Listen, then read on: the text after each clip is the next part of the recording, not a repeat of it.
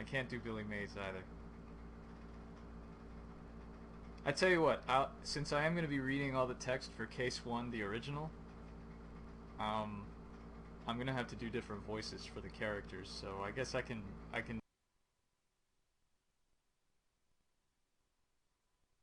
for another one. The old ranger is, of course, Christopher Walken. And yeah, so we'll figure it out as we go.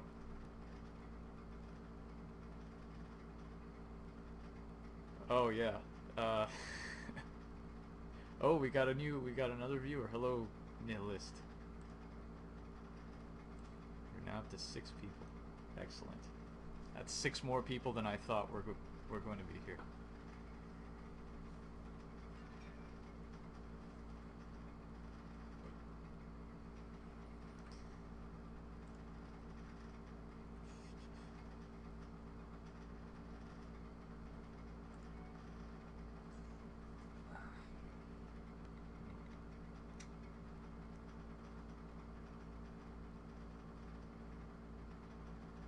I have.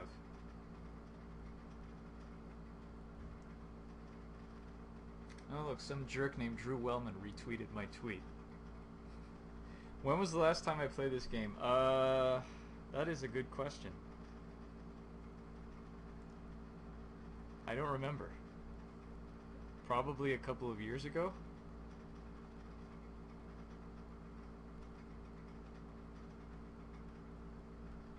Should move this Ocean Spirit Dennis stuff out of the way. Alright.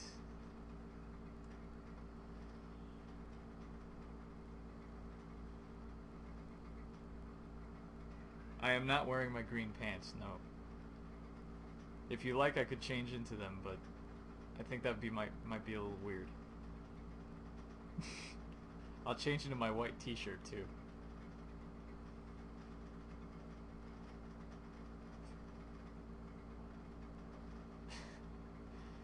Alright, I'll just do that. I'm not really gonna do that.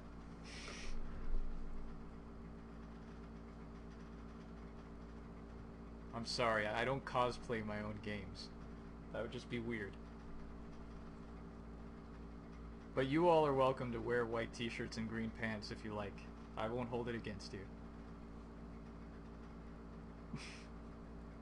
That's for me to know and you to find out.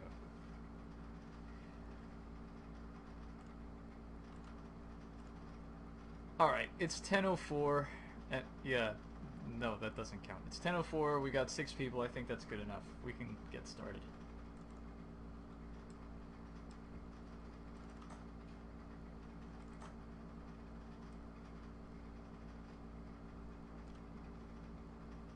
Alright.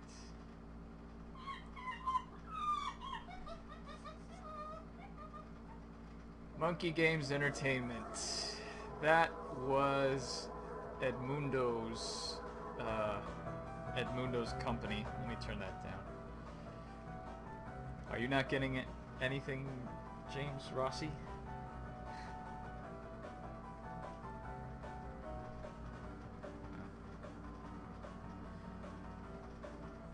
Okay, so Monkey Games Entertainment. That was NetMonkey had his little fictitious name, I guess we could call it.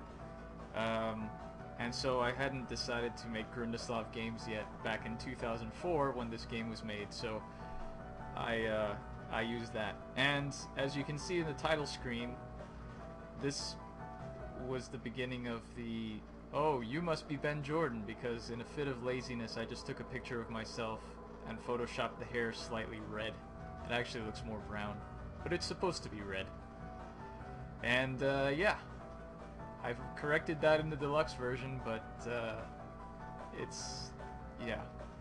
If I could go back and do it all over again, I wouldn't have done this, but, you know, whatever. So, yeah, I guess we should start by watching the intro. Hi there, my name is Ben Jordan. I'm 22 years old and recently graduated college with a degree in international relations. Like most college graduates in this day and age, this means I'm fully prepared for a job at the local grocery store. but that's not what I want to do with my life. I've decided to become a freelance paranormal investigator, much to the chagrin of my family. This is instance number 1 of many where I'm going to use big words to sound smart. In fact, my first case started off with me receiving a less than encouraging phone call from my parents. No, Mom, I told you, I've become a freelance paranormal investigator. Yes, I know it sounds crazy, but it's what I want to do with my life. Look, I'm well aware that you don't believe in the paranormal, but I think I've seen enough episodes of the X-Files to know that there's definitely something out there. For the record, I've never seen the X-Files. I have to go, Mom. I'll call you in a couple of days. Sigh. So much for the thriving career of Ben Jordan, paranormal investigator. Hello? You've reached... Oh, whoops. The Skunk Ape? Uh-huh. Wow, that sounds serious. Where are you located exactly? The Florida Everglades? Alright, sir. I'll be there as soon as I can.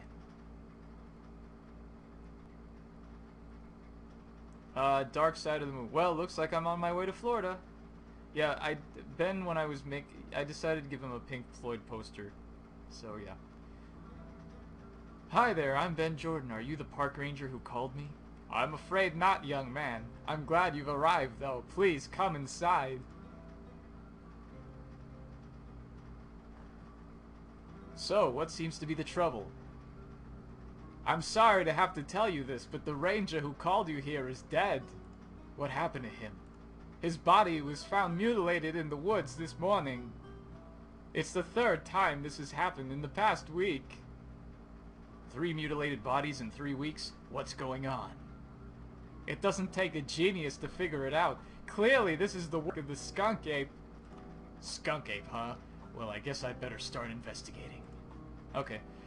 Poor design choice number 1, you start off with the arrow, which doesn't do anything. So I just had to right-click to go to the walk icon. That was whatever. So anyway, before we get started on this crazy adventure, the reason that I made it the Skunk Ape was because when I started the whole Ben Jordan thing, I wanted to focus on like local legends and you know, paranormal activity and whatever that was limited to specific regions. And since I live in South Florida, the one that I could think of offhand was the Skunk Ape, which is a Bigfoot in the Everglades. And I first learned about the Skunk Ape when I took a field trip out to the Everglades back in like 9th grade or something, or maybe it was 10th, I don't know. And yeah, so I heard about the Skunk Ape, and since I made this game, I've actually been out to the Skunk Ape Research Center in Ochope, which is a little dump, like maybe, well, we'll use the hand here. Miami, where I live, is here, and Ochope is like here.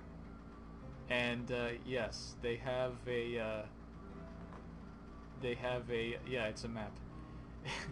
They have a Skunk Ape Research Center, and they also have the world's smallest post office, which this background here is actually a rip of it's just a really bad paint over of a photo of the world's smallest post office. See, this plaque here talks about it, but yeah. So anyway, that was the reason I chose the Skunk Ape. And yes, you make a good point, DDQ. The art in this game is terrible. I made this game in about 2 weeks, and it's fairly obvious. This was the only walk cycle of Ben Jordan that I actually did by hand, which is kind of, I'm impressed with myself considering I actually did like 8 directions. Well, see, it wasn't my first game, which is the saddest part. It was just my first original game, I guess we could say. So yeah, I'm just gonna point out all the terrible design decisions that I made throughout it. But first, let's look at the ranger. The old ranger looks as though he's been part of the staff forever. Let's grope the old ranger, since her crabbiness is here. It's not polite to go around prodding old men. Wow, I actually put in a custom message. Clever. Oh, it's because I hadn't... Yeah, old women are different. I'll tell you why. It's because I hadn't discovered unhandled events yet. So, this is still in the old days when I actually went in and typed in a specific message for every possible action. A radio. You have no need to use the radio. You have no need for that poster. You have no need for that poster. The window does not open. See, the thing about adventure games, and especially ones with the Sierra interface, is it just seems like their main goal is to discourage you from doing everything. Because, I mean, I've learned this from writing all this stuff, is like, yeah, the GUI is pretty garish and blue. But, yeah, well, told you. Yeah, his shoe, his eye, his hand, talking, and his pocket. What do we have in our inventory? Oh, let's look at our inventory. Yeah, it's supposed to be an eye. You picked this rifle up on your way to Florida. You hope you make some good money off this case because buying it created a large void in your bank account. I reused a lot of these lines for the deluxe version, so. Your trusty notepad, savior of your bad short-term memory. Currently, you've written Skunk Ape terrorizing Everglades. Ah, yes. This was before the notepad interface, when you had to look at the notepad to get your notes. And yes, if you go to Walmart or something, you can buy a rifle. You can, it's the South, you can buy rifles anywhere. They have like vending machines for them. And hello, Stray Dog Strut, welcome. Okay, so let's talk to the ranger. Excuse me, sir. Yes? Ah, yes, the old dialogue option system. The old dialogue option system was this, basically. It was a gray block with badly aligned text, and that's it. I made it a little bit more stylish in later games. Also, if you'll notice, I hadn't discovered how to make character portraits blink yet, so none of the character portraits blink. They just stare off like fish into the eternity as they talk to each other. So, what can you tell me about the Skunk Ape? Well now, that's a broad subject. What specifically would you like to know? What is a skunk ape? So, exactly what is a skunk ape? It's similar to a Yeti or a Sasquatch, but we call it a skunk ape because its trademark is a horrible smell. Some have described it as being a mix of rotten eggs, moldy cheese, and dung. How pleasant. Yes, but at least that characteristic will make it easier to track down. Anything else I should know? It's 7 feet tall, weighs about 300 pounds, and has a nasty temper. Glad I asked. I've made Ben sound a lot more heroic now that he's actually on the case. Tell me about these murders. Oh my, they're horrible. We've so far found 5 bodies, 3 park rangers and 2 tourists. Each one always looks the same. Usually the limbs will be broken and the head crushed. And most importantly, the liver is always torn out. The liver? Yes, the skunk ape eats the livers. Yikes. We started off finding a few deer here and there missing their livers, but when we started finding people, well, the MO sort of carried over. I don't remember where I got the idea to make the skunk ape eat livers. I don't think it was something that the skunk ape is known for. I don't remember. Maybe I was just into pate at the time. I don't know. Has anybody actually ever seen the skunk ape? The only ones who have are dead. So there are no survivors or anything I could talk to? I'm afraid not. If nobody has seen it, how do you know it exists? We found giant footprints, hair samples, and smelled its stench. How can you be sure it isn't just a couple of rednecks out in the woods with a giant rubber foot, fake fur, and a bad hygiene problem? I misspelled hygiene. Even if that is the case, someone has been killing these people, and I don't know of any animal who would kill them the way we've been finding them. That's all I want to know for now. Yeah, Ben Jordan is very skeptical in this first episode. I don't know why he said that. Nice park you've got here. Thank you. We rangers pride ourselves on keeping this state preserve as pristine and beautiful as we can. It's really a shame that our nation's wetlands are continuously disappearing. Yes, I agree. That's our bit of edutainment. See, could you tell me how to get around the area? Of course, this area really isn't all that big. In fact, aside from the station, the only other attraction is the visitor center out towards the west. Behind that, there's a small clearing, and that's about it. Well, assuming that Ben was called out here specifically to investigate, then yeah, I guess he would be. But the question is, why didn't they call the police first? See, I kind of skipped over the logic part of this game when I wrote it, and so, and wrote it is a very, you know, it's very generous. I really just made up this game as I went along. Tell me about yourself.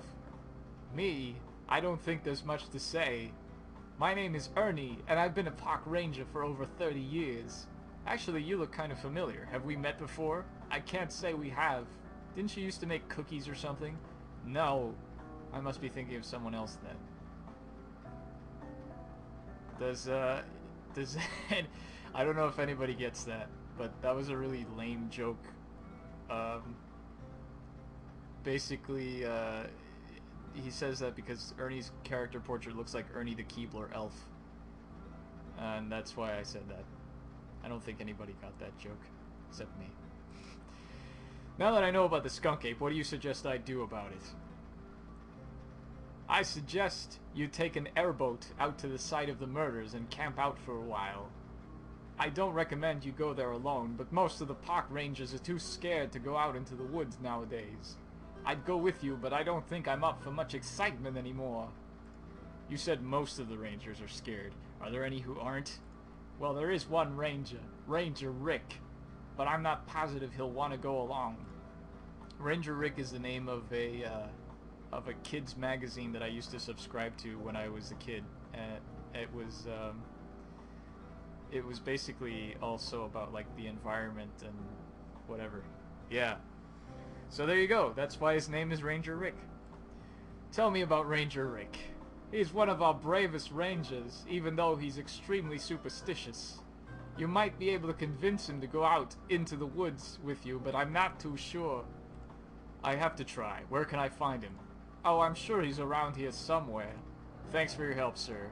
No problem. If you have any more questions, don't hesitate to ask.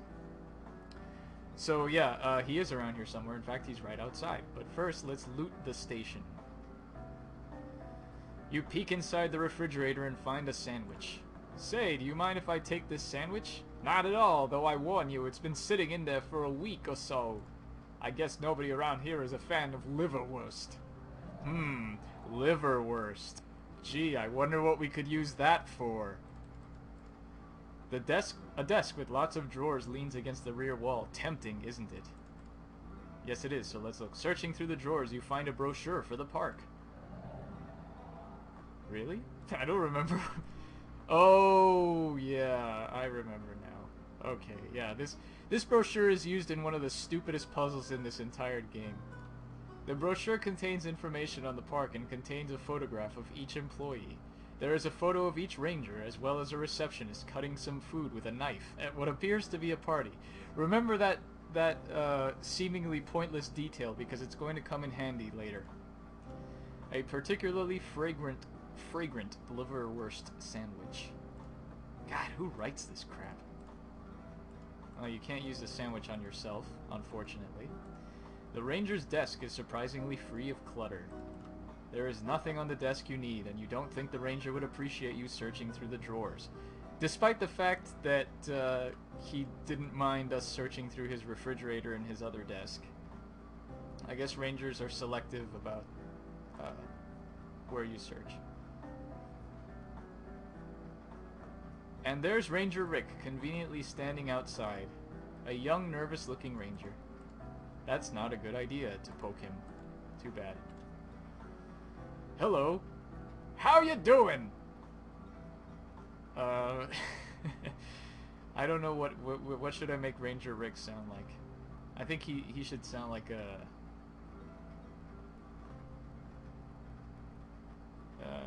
If he's, well, if you think he's, well, he's not really badass.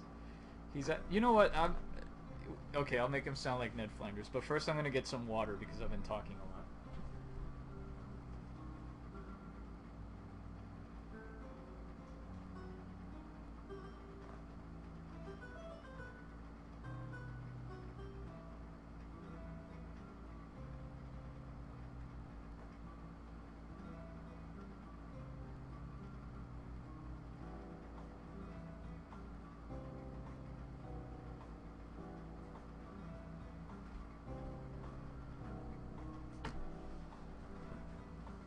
Okay. Alright. So we'll make him sound like Ned Flanders. Who are you? My name's Rick. Ranger Rick. Nice to meet you. I'm Ben Jordan. Ernie told me I should find you. Oh? I was called in to investigate the mutilations, and Ernie suggested I go out to the site and set up camp. But I need someone to go with me, and I was wondering if you'd come along. Well, Ben, I'd love to. I really would. But things haven't exactly been in balance out in the woods of late. You must understand, I'm not scared of the skunk ape, but I don't want to go out there unarmed. I've got a rifle. No, a rifle won't do. I'll go out with you if you can get me an anti-skunk ape amulet. And this is where we hit the brick wall that is adventure game puzzles. What exactly is an anti-skunk ape amulet? Just your standard good luck amulet specifically tailored to ward off the skunk ape. Oh, of course. So how do I make one? Amulets usually have a focus of power which normally comes from some ancient earth source. Like what? A piece of petrified wood or some molten rock, that sort of thing. And the amulet has to have some way to be tied around the neck. In this case, you need to make some rope from the hair of the skunk ape. So skunk ape hair and some ancient earth source makes your amulet. Yes, good luck! What do you know about the skunk ape? It's currently terrorizing the woods, that's what. Have you seen it? No, I've been keeping away from the woods the past few days. Anyone who's gone in alone doesn't come back out. Can you tell me anything about the recent murders? Terrible situation, really. Hopefully something can be done before anyone else dies senselessly. Of course, it'd be a shame to kill the skunk ape since studying it could prove valuable to science. I don't know, I guess we'll just see what happens. I'll come back later. See ya. So, Ranger Rick thinks that the skunk ape, killing the skunk ape, let me zoom in a little bit. There. He thinks killing the skunk ape would be a bad thing. Well, we'll keep that in mind for later as well. Now let's go over here to the Visitor Center. The lovely rendered Visitor Center. Look at that roof. I mean, look at that. That is just... This is like a... This is just amazing, isn't it? So we've got Hippie Man over here with his little vest. You never cared much for people who wear vests and no shirt. Oh, that's my cat screaming. Neither does she care for people who wear vests and no skirts. Alright, lady needs to sound like Jessica. And, Hippie Man needs to sound, I don't know. Alright, so it's the receptionist for the Visitor Center. The sign is pretty self-explanatory. The display case contains several old relics. Hey, look at that! I was writing things I didn't even know about that would come into play later. Then we've got the computer. Yes, relics. The plaque reads, photographs of our founder, Marjorie Stoneman Douglas. Now, Marjorie Stoneman Douglas, she, brief history lesson, Marjorie Stoneman Douglas was the mother of the Everglades, or grandmother of the Everglades, or whatever, because she was very old. Yeah, shut up. I'm giving a history lesson here. So, she wrote this book called The River of Grass. She was real into the preservation and conservation of the Everglades. She's basically like a heroine, and she used to be a reporter back in the 1920s. And she was instrumental in several things in South Florida history. And you have not seen the last of Marjorie Stoneman Douglas in games by me. Just saying. Anyway, so okay, let's talk to the receptionist first. Excuse me. Hello, and welcome to the Everglades National Park Visitor Center. May I help you with something? Do you know anything about the skunk ape? No, I'm afraid I've never even heard of a skunk ape. I really only know about the park. Sorry. This is a nice little setup you've got here. Oh, why, thank you. We pride ourselves on our visitor center and all the educational activities and exhibits we have available for our guests. Could you tell me what they are? Oh, yes, of course. Behind you, there's a display case filled with fossils. On the far end of the wall around the corner, there are some historic photographs. And on a small table over there is a computer set up with educational activities for children. Tell me more about the display case. The display case contains several fossils we found in the park over the years. There are a couple of teeth, one with shark tooth and one alligator tooth, and a few bones. Tell me more about the photographs. Several of the photographs are of Marjorie Stoneman Douglas, the environmentalist responsible for converting the Everglades into a national preserve. Under each photograph, you'll find a description and a brief history of the events depicted. Tell me more about the computer. The computer is set up with a fun activity for kids. We like to call it Meet Marjorie. I just did finger quotes, by the way. You can scan in a photo of yourself, then use the program to make it look like you're standing next to Marjorie Stoneman Douglas. Then you can print out your photo and show all your friends. Well, gee, thanks for the information. It's what I'm here for. So that little convoluted piece of information is actually going to come in handy now, because that is how we need to get a shark tooth. Because if we try to get the shark tooth... Excuse me, please don't touch the display case. Oh, sorry. You see... Oh, look at that. There's a... So, okay, so yeah, so we try and get the shark tooth, and the receptionist doesn't let us, so obviously we need to distract the receptionist somehow. But let's go talk to the hippie guy first. What should the hippie guy sound like?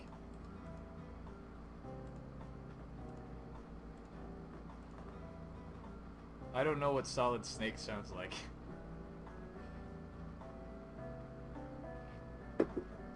Hey, Vince 12! Oh, he sounds like... Okay. I don't know that Ocean Spirit Dennis is really an appropriate voice for this hippie guy, though. But we'll do it anyway. Alright. Good morning. Hi there, young man. What can I do for you? Tell me about yourself. Oh yeah, cheat your chong. Okay. My name's Lloyd Daniels, and I've been living in Florida for the past 20 years. I'm an active member in the community and a staunch environmentalist. Among the things I do are set up fundraisers, beach cleanups, and protests. You don't say. What exactly do you protest? Any possible threat to the environment. You don't know how angry it makes me to see environmental injustices committed. If I see someone so much as look at a tree the wrong way, I'll go off like a rocket. A pocket rocket? You seem very dedicated to your cause. And how? So, basically all this guy's dialogue got reused in Case 1, in Case 1 Deluxe, so since I'm going to play that one after this one, I'm just going to basically skip through it and give you the gist of what he's saying, so as not to have to hear everything twice. You ask him about the skunk ape, he says that it's just something that people have made up to exploit the environment. You ask him about the park, it's not nice, rangers eating sandwiches, blah blah blah. And I don't want it to raise my blood pressure. See you around. Hug a tree for me. Okay. So, we need to get some skunk ape hair. So, let's go back here. The minute you enter the clearing, you are overwhelmed by a putrid stench. Good lord, what is that awful smell? It's like moldy cheese, dung, and rotten eggs all in one! Wow, what could it be? So, here are some really terribly rendered trees. And this is supposed to be the Everglades. And, yeah. The trees are pretty horrible. This was before I had, this was actually before I had Photoshop 5 and a pad, a tablet I mean, and yeah, I'm not doing the Everglades a service here, but like I said, I made this game in 2 weeks, so I did what I could. So, look at this bush. The smell seems to be emanating from this bush. You don't want to get any closer to the smelly bush to search through it. Yeah, that is what she's... Actually, that's what he said. Hey, anybody in there? You think you hear a low growl, but decide it's only your imagination. So, we are obviously next to the skunk ape, but the skunk ape is so tiny that he can hide in these bushes. But we also have a liver sandwich. So, good people of the chat room, what should we do?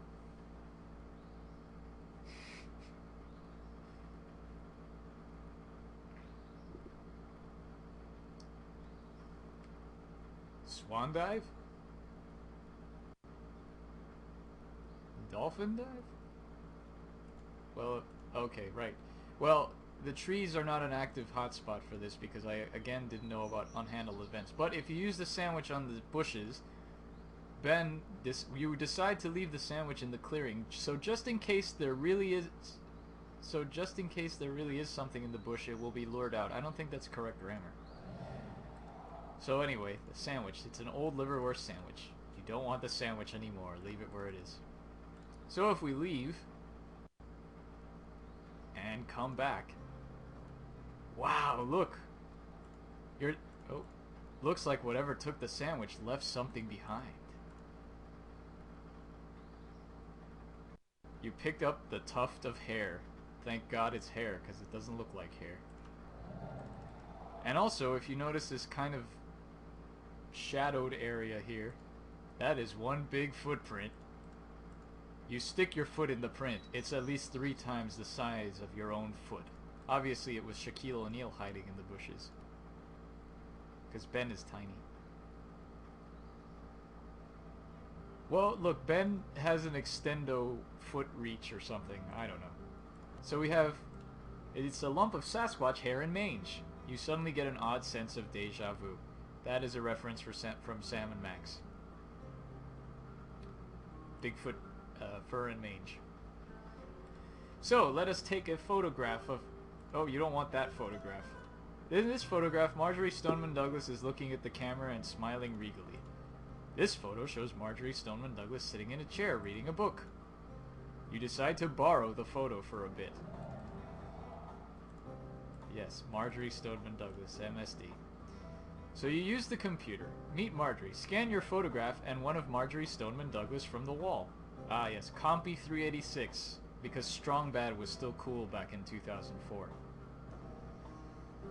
And then we've got the photo slot. So here is the largest leap of logic in the puzzle that I'm most regretful of in this game, which I changed completely for the deluxe edition, which is you're somehow supposed to realize that you have a photograph in the brochure of the receptionist, and you have a photo of Marjorie Stoneman Douglas, and the photograph of the receptionist in the brochure, she's cutting something with a knife. She's cutting some food with a knife. So you put in the Marjorie Stoneman Douglas picture, and you put in the picture of the receptionist with the knife, and it prints out an incriminating looking photograph of the receptionist sneaking up behind Marjorie Stoneman Douglas with a knife. That right there is some logic. Yeah, it doesn't make sense to me anymore either. So, you have this you have this incriminating photo, which looks exactly the same as the other photo. You give it to the receptionist. No, you don't give it to the receptionist because she's in the photo. You give it to the hippie. Hey, I think you should take a look at this. You hand the doctored photo to the hippie. See, the game is... This is so bad that I don't even remember how the puzzles work. What? What is the receptionist doing to Marjorie Stoneman Douglas? I'm not sure. Maybe you should ask her. Oh, you can be sure I will. There he goes. Excuse me. How may I help you? What is the meaning of this photograph? Oh my, I don't remember taking that. You've got some explaining to do. The hippie begins a loud rant while the receptionist stares in shock. So now that she's distracted, we can take the shark tooth. Since the receptionist is distracted, you take the opportunity to swipe a shark tooth from the case. And now, since we have a shark tooth and skunk ape hair, you quickly tie the hair to form a band and attach the shark tooth, produce a pretty little amulet.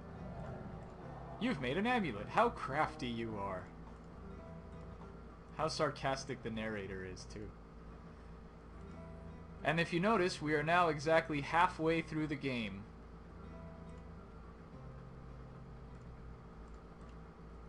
So now we give the amulet to Ranger Rick.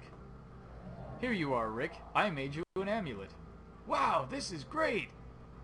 Alright, let me just go... he's Ned Flanders. Alright, let me just go get some supplies and we'll head out to the site.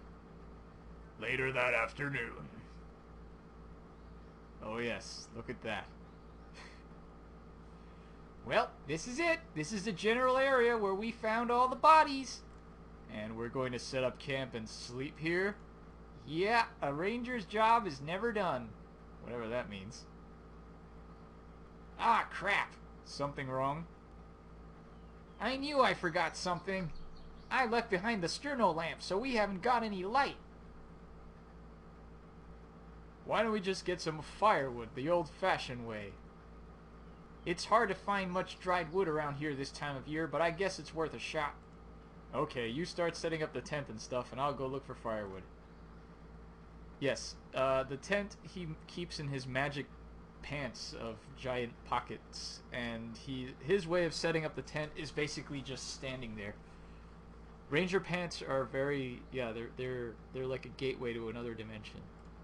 It's Ranger Rick. Hey Rick, yeah Ben? Do you think the skunk ape is nearby? And hello Grim. Well, I don't smell anything, so he can't be too close. Be careful when you're wandering around the woods, though. It can be easy to get lost, and you don't want to suddenly find yourself face to face with the skunk ape. In fact, here, take my compass for the time being. Thanks. How's the camp setup coming along? It's going all right. I'm just unpacking everything now.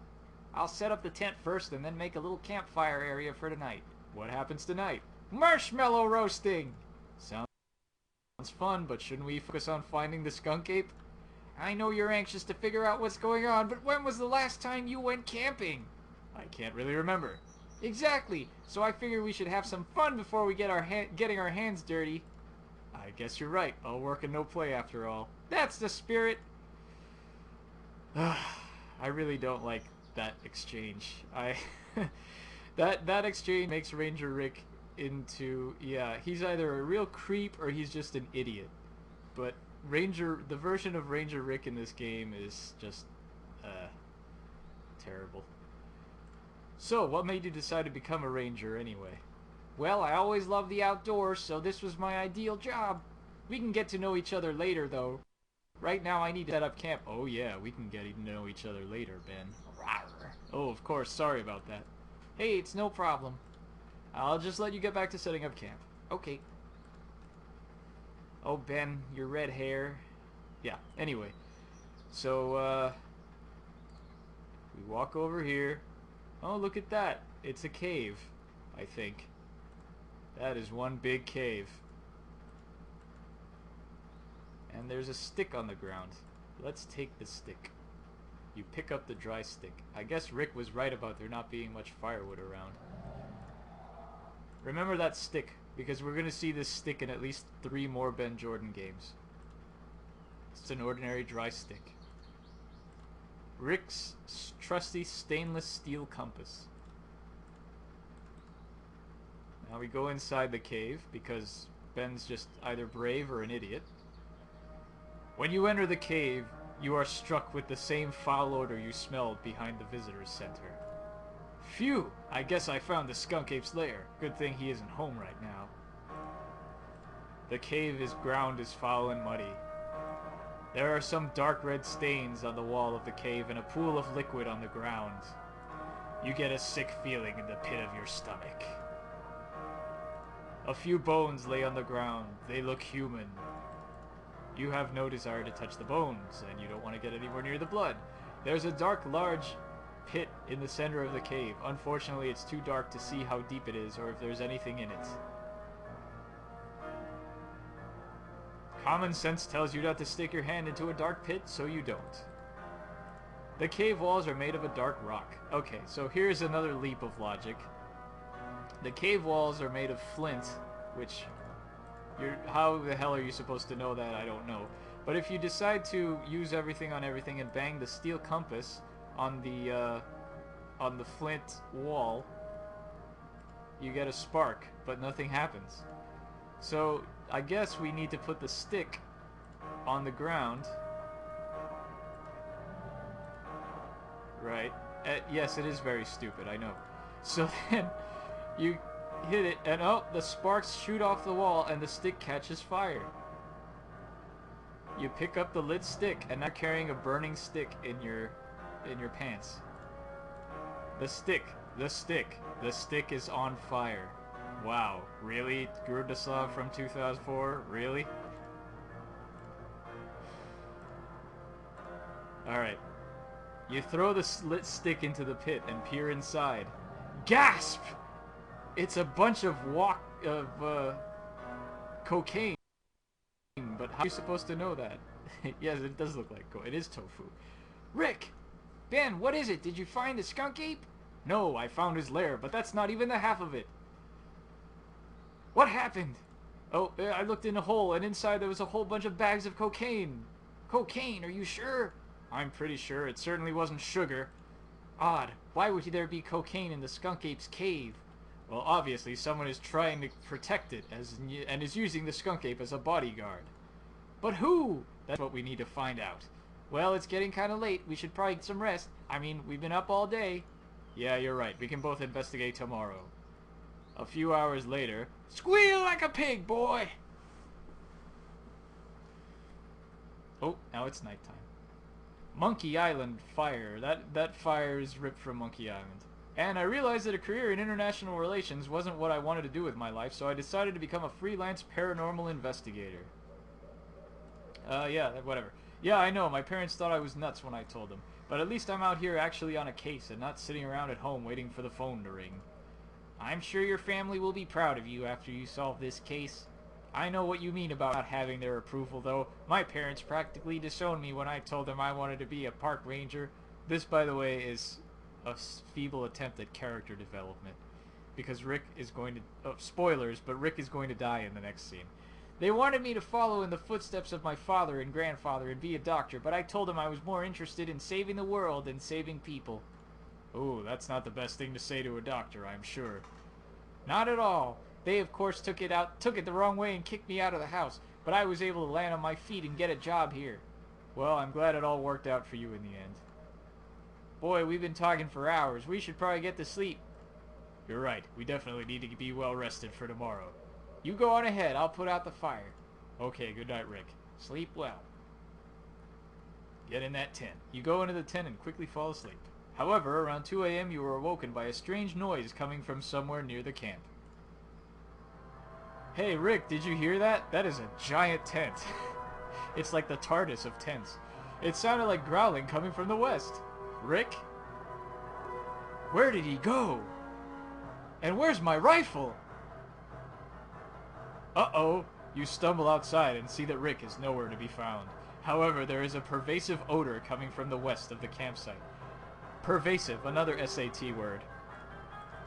I hope you are all writing these, or I hope you're all writing these down because there's going to be a test at the end of the live stream. Oops.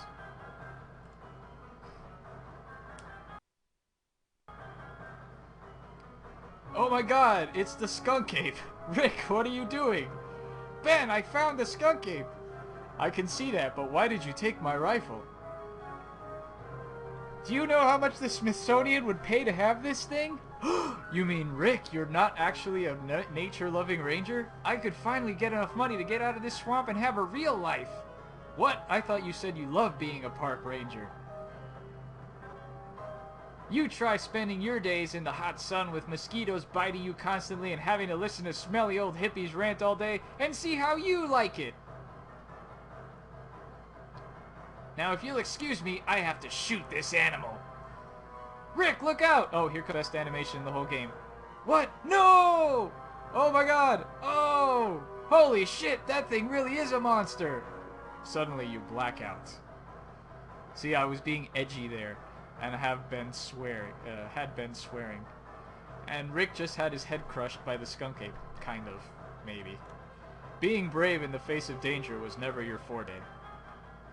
At first, you think you've died, but you realize you're still alive when the pain of being dragged over rocky terrain hits you. You come to and find yourself outside a smoke cabin. Wait, what? Where am I? Who are you? Well, howdy. You must be Ben Jordan. I heard a lot about you. Who the hell are you? Of course, how rude of me. My name is Jed Johnson, and this is my humble little home. I think you already met my friend, the skunk ape. I take it those were your drugs I found in the cave. Yep, that's right. How were you able to tame the skunk ape? Oh, that part was easy. You'd be surprised how complacent a vicious beast becomes when you give him an electronic collar. Complacent? For being a redneck, he has a pretty good vocabulary. So, you've been using the skunk ape to protect your stash of drugs and having him kill anyone who got too close? You're too smart for your own good, which is partly the reason I left you alive until now. I wanted to have the pleasure of watching the skunk ape rip your head off and crush that clever brain of yours. Well, that won't be so easy, because he'll have to catch me first! And they just stand there as he walks away. Okay, Ben, think. How am I supposed to deal with the skunk ape from in here? Suddenly, there is a vicious pounding on the door. Just great. I need to think of something, and fast! Well, you can't die here, so you can just kind of stand there, and the skunk ape will never crash through the door and kill you. It's just gonna loop that sound effect. I made that sound effect myself, actually, by Foley. I just kind of went, and there it is. Hopefully the skunk ape won't realize the window is a much better way to get in than the door. It's an old couch, probably full of quarters. Well, let's search for some. Sadly, searching under the couch cushions produces no money. However, you do find a remote control. The television is currently off. Oddly enough, the television hasn't got any manual controls. Well, let's try using the remote control on it then. You turn on the television. Oh, look at that. Odd programming they get in here. If you didn't know better, you'd say this wasn't a television at all. It's a control mechanism for the skunk ape.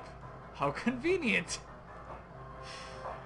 That might work, but there's nothing you can do with your bare hands. So, well, I guess we should probably use this magnetic compass. You place the compass on top of the television.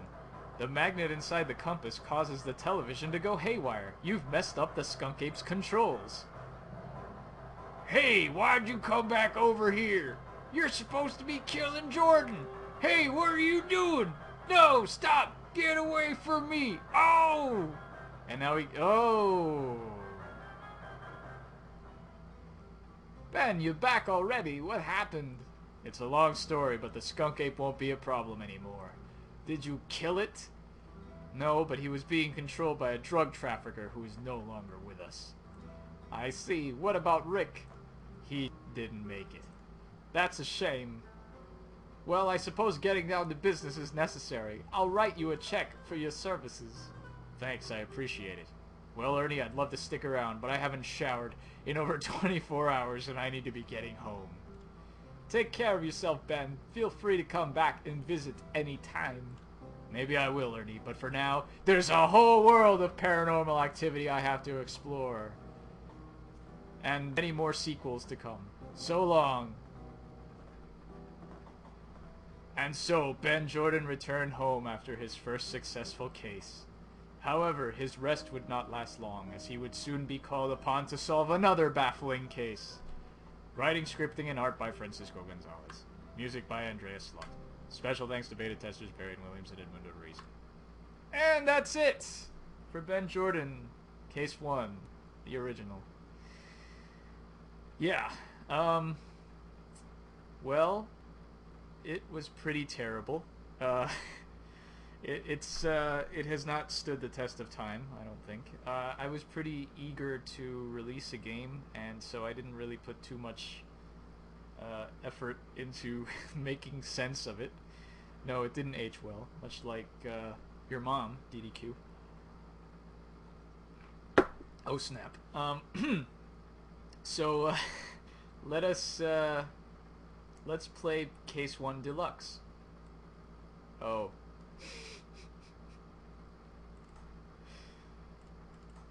Oh, whoops, this is my actual folder. This is not my,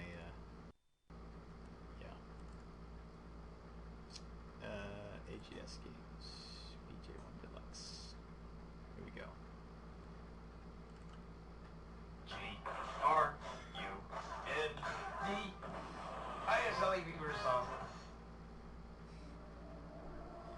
Alright, Case 1 Deluxe. Yeah. Maybe if everyone behaves, there'll be a sneak preview of Ben Jordan at the end. Yeah, so, it's, on the logo it says Grundislav. Grundislav. We'll hear it again if you like.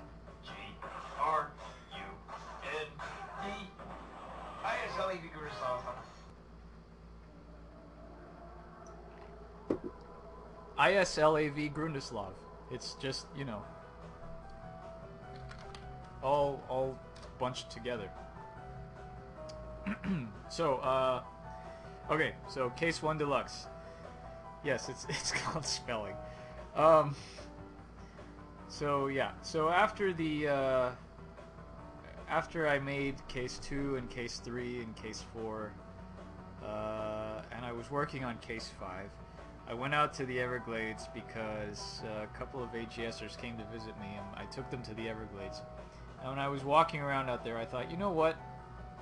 I really should go back and remake Case 1 and actually make it look like the Everglades and, like, make it, you know, actually plausible and longer than 15 minutes, even though we were playing it for 50-something minutes, which is amazing.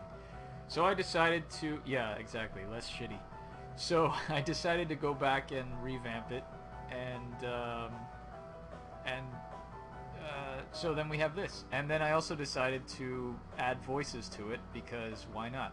And lip sync, because I'm insane. So we have this. So the title screen, yeah, the title screen is a change. Obviously, it's not me dressed as Ben Jordan anymore. It's just Ben Jordan as he is, with his green pants and his t-shirt and whatnot. And then we have kind of a foreshadowing as to what he's going to be dealing with in the future. We have the witch, which is the reference to Case 3, and then the zombie hand coming out of the ground, which is Case 5, and the ghost, which is Case 4. The very elegant Victorian ghost with a cane, who unfortunately that didn't come out. But yeah. So this one has voices, so I'm going to put the volume up so we can hear them. But I'm also going to put text so you can read it along, which this is the undocumented feature which no one knows about, which is if you press Control-T, you can get voice and text, or text only, or voice only, but we'll put voice and text. So here we go. So you'd like to hear about how I got into this mess? How a regular guy ended up half a world away, unconscious in the backseat of a car belonging to a guy he thought he could trust, but turned out to be his worst enemy? That's foreshadowing. But maybe I'm getting ahead of myself. I should start from the very beginning. It's the best place, after all. My name is Ben Jordan. I was just your average college graduate, 22 years old, with no direction in life, and a degree that got me nowhere except a sales job with local bullseye. As a kid, I was in love with monster movies and anything to do with the paranormal. My family thought it was just a waste of time, except except for my grandfather. Grandpa Arthur used to tell me ghost stories and legends he had heard while traveling through Europe in the 1920s.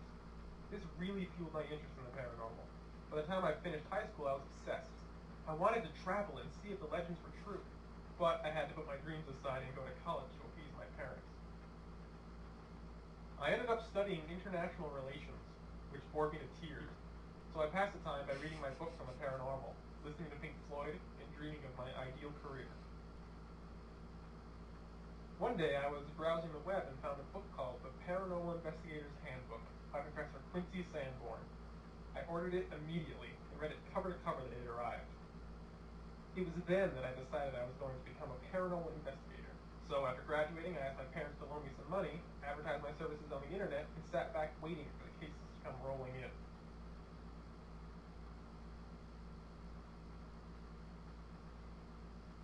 Of course, at the time, I had no way of knowing that the path I had chosen was going to change my life in more ways than one.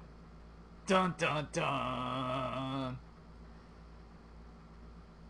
I'll talk about all the crap in the intro after it's done. My first case started off with me receiving a phone call, but not one I was very happy about. No, Mom, I told you. I decided to become a freelance paranormal investigator. I know you think it sounds crazy, but just trust me on this one. I think I've seen enough episodes of The X-Files to know that there's something out there. Look, I have to go. I'll call you back in a few days. I don't understand. It's been 3 weeks since I posted about my services on those forums. I think someone would have called by now. Hello? Yes, this is Ben Jordan. Sir, please calm down. I can't understand what you're saying. A skunk ape murdering people in the Florida Everglades? Okay, I'll go there as soon as I can. What did you say your name was? Ranger Morales. Okay, I'll see you soon. Goodbye. Well, that sure was weird. But I've got a case. Time to buy a ticket to Florida.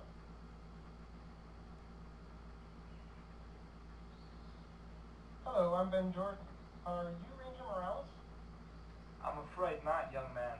I'm glad you've arrived, though. What's the matter? Did something happen to him? Come with me, and I'll show you. Well, here he is. We found him here about an hour ago.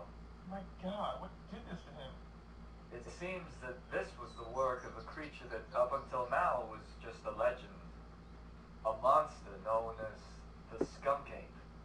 I guess I'd better start my investigation then. Okay. So, the intro. Ben working at Bullseye. I worked at Target. And that was taken from life. Another thing that I did that unconsciously was Ben Jordan is me, but is not really me.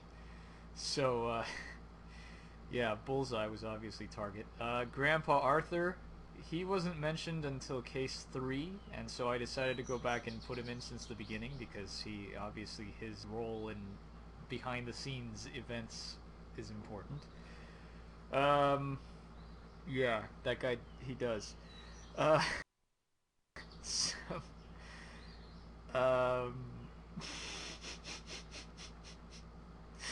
shut up, Drew. We get it. So, you made me lose my train of thought. What was I talking about? Oh, the Paranormal Investigator's Handbook. That was, it was an offhand, there was a comment in the original case too where Ben sarcastically says, "Oh, gee, I forgot to look it up in the Paranormal Investigator's Handbook," and it was just supposed to be a joke.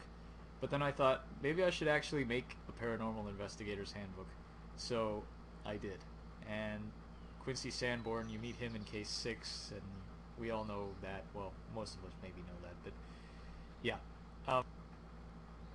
Which did? Oh yeah. Oh, well, all the Rangers look the same. See, if you notice, he has gray hair, but he has brown hair. So that's another thing. I decided that one of the things that in the original case 1, you just hear that the guy gets murdered, but you don't actually see it, and you don't actually see like the skunk ape what the skunk ape is capable of until the end, when he just kind of squeezes one guy's head and rips off another guy's head. So I decided to add some gore right to the beginning of this game. And so yeah, we have the dead ranger, and we have me as the narrator, as in the horrible southern accent, but if you look at him, The mutilated body of the ranger is stretched out on the dirt. so if we examine the dead ranger, we get a nice gory close-up. Feeling slightly nauseated, you examine the body more closely.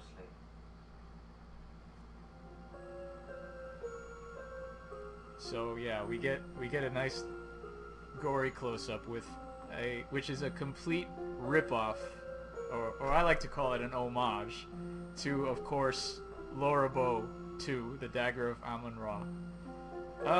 No, he's not, but, well, you know, he might be. He might be, because they say that when you die, that's an involuntary muscle response. So yeah, just for the sake of argument, let's pretend he is, and let's touch his pants. You search through the ranger's pockets, but find nothing of interest. Oh well. The ranger is wearing a pair of standard olive green pants.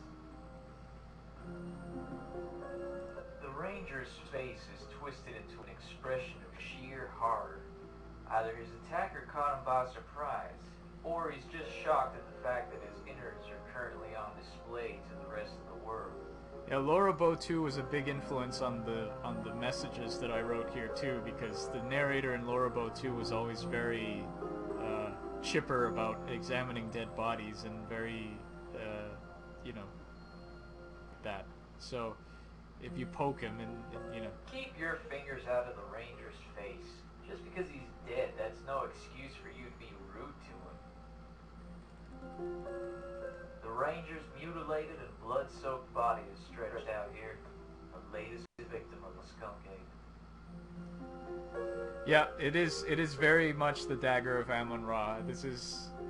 The ranger's midsection has been torn open by whatever attacked him. Several of his internal organs are visible. However, you notice that his liver seems to be missing. Interesting. His liver is missing. Since we just played...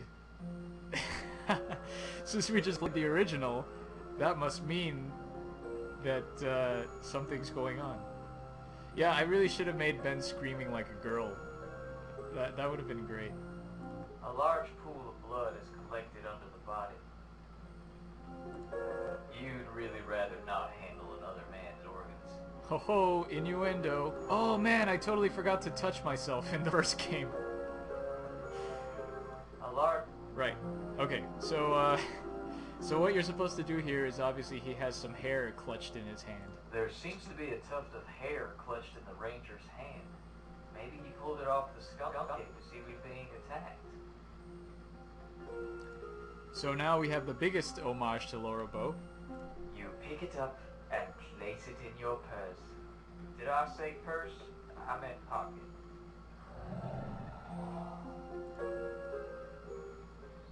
Look, we have our first 2 points. And here's our newly better looking GUI, or GUI, or however you pronounce that. We've got the walk icon, we've got the look icon, the touch, the small talk, the interrogate, the inventory, our actual notepad, which is a notepad now, and save, load, quit, question mark. Yes. I believe this game was made in 2006, yes, okay. Alright, so, we've got our rifle. You picked this rifle up on your way to Florida. You hope you make some good money off this case, because buying it created a large void in your bank account. It's the exact same message from the original Case 1. Your notepad and pen, saviors of your bad short-term memory. Also the original message from Case 1. It's a tuft of Sasquatch hair and mange.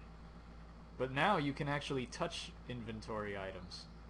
And you also have a pen. Don't play around with the rifle. You might accidentally shoot yourself. The notepad feels crisp and new, and the pen feels like plastic. The hair feels hard and bristly.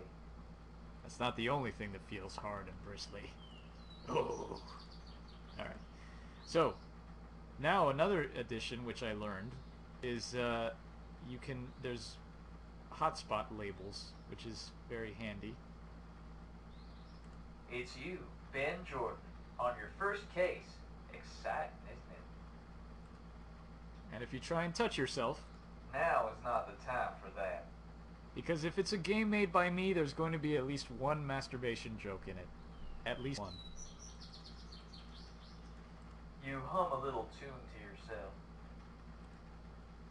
You ask yourself if you can handle all this, and are stumped for an answer. Let's touch the old ranger. You'd rather keep your hands to yourself. Oh, that's the generic touch message for this game. Are you okay? Yes, I'm fine. Just a little jumpy is all. Now, one bad design decision. I can't talk anymore.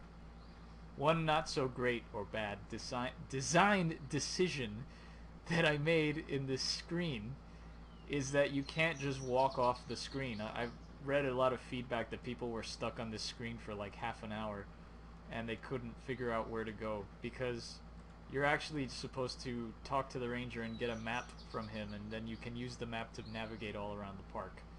But you can't just walk off the screen to go to the map screen, but whatever. Excuse me. Yes?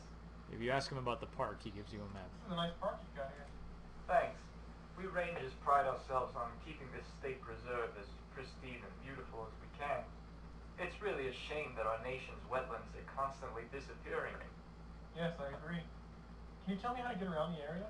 Of course. This area isn't really that big. Over there you can see the roof of the visitors center. Near that is a ranger station, and of course there's the forest too. Here, take this brochure. It's got a map so you can find your way. Thanks. What can you tell me about the murders? Oh my, they're horrible. Ranger Morales is the 5th person we found in the past 2 weeks. Before that, we lost another ranger, a young woman named Rita Myers. There was also a vacationing couple who were camping out in the woods, and the first person we found was a teenage boy who had gone out hiking. All the bodies have had one thing in common. They're all missing their livers. Missing the livers? Yes, our best guess is that the skunk ape eats the livers. Yikes. When the whole problem started, we found a few deer here and there with their livers torn out, but then we started finding people, and the MO just carried over. Tell me about Ranger Morales. I didn't know him very well, but he seemed like a nice guy. Do you know of any reason why he might have been attacked? Not really, no. So far the murders have all seemed to be random. However, he's the first body that's been found so close to the main tourist area. The others have been further out in the woods. If this keeps up, we may have to close the park till something can be done. How many people in here have not played this game?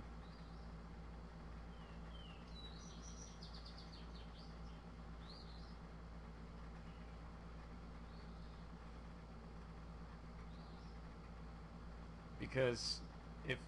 Okay, well, I don't really want to sit through all of the dialogue. I'm just gonna go through the more important stuff. Tell me about yourself. Me?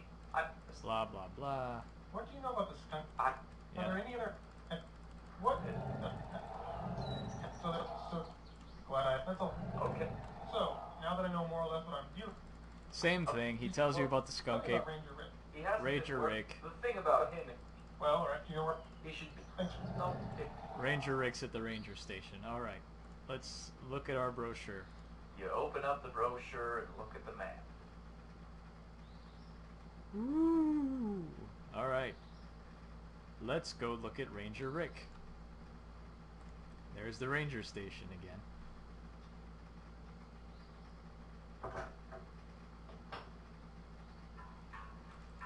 And now the radio's actually on.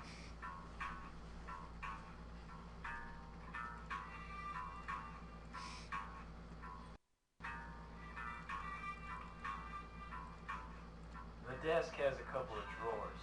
Your curiosity begins to get the better of you. Ah, I see the fridge is no longer here. That's one of several changes. Now we search the drawers. You You search through the drawers and find a box of diuretic water pills. Diuretic water pills. What could those possibly be used for? A young ranger is sitting on the couch reading a book. This must be Ranger Rick.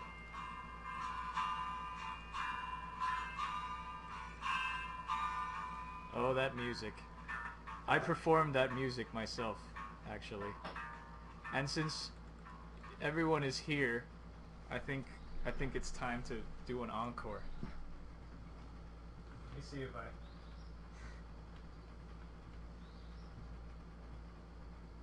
can find my harmonica, of course.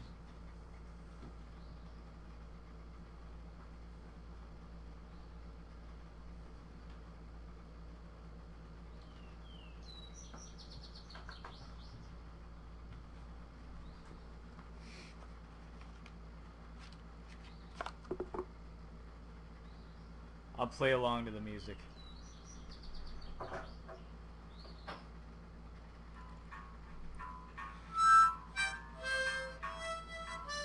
Yeah, all right.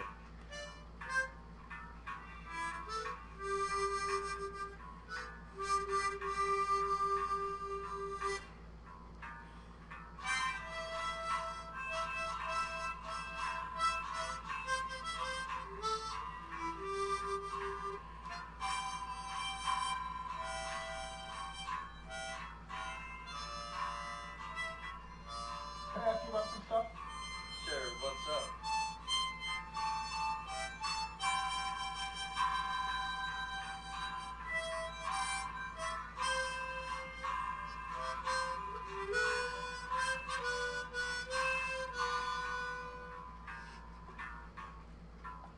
Obviously, I can't play the harmonica.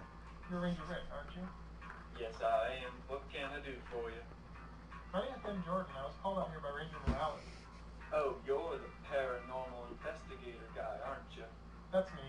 Ernie told me I should talk to you. Okay, so talk to me. What can you tell me about the skunk ape? It's terrorizing the woods, that's what. Anything else? Not really. I don't think I could tell you more than Ernie probably already has. Oh, yeah. Rick is voiced by Scumbuddy. On the AGS forums, he's Scumbuddy. He's Scott Nichols.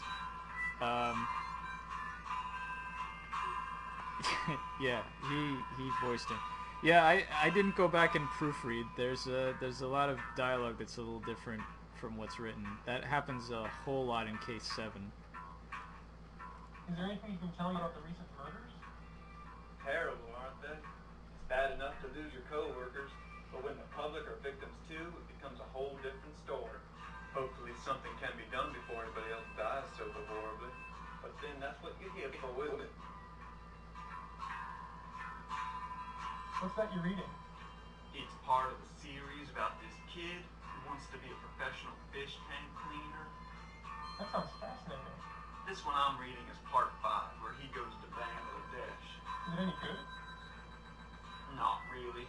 It's surprising since the author took so long to write it. Well, I hear that tends to happen a lot. Ha ha ha. That was a reference to, obviously, Case 5.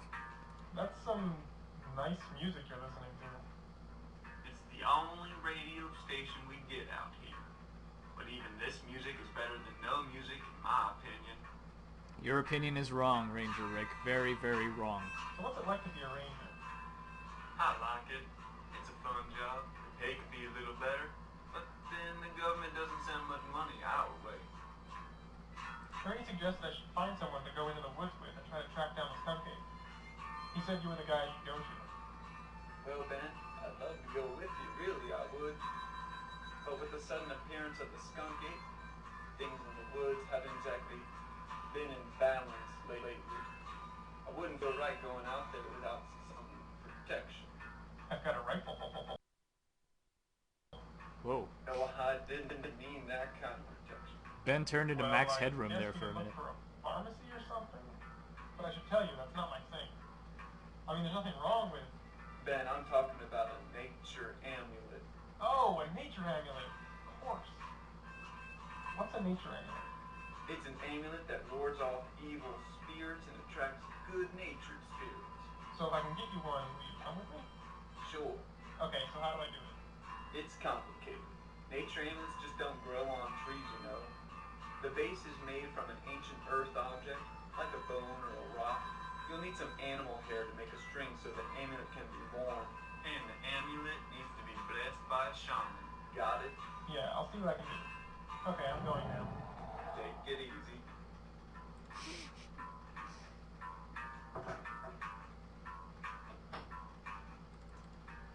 Why did you and this guy go? Who?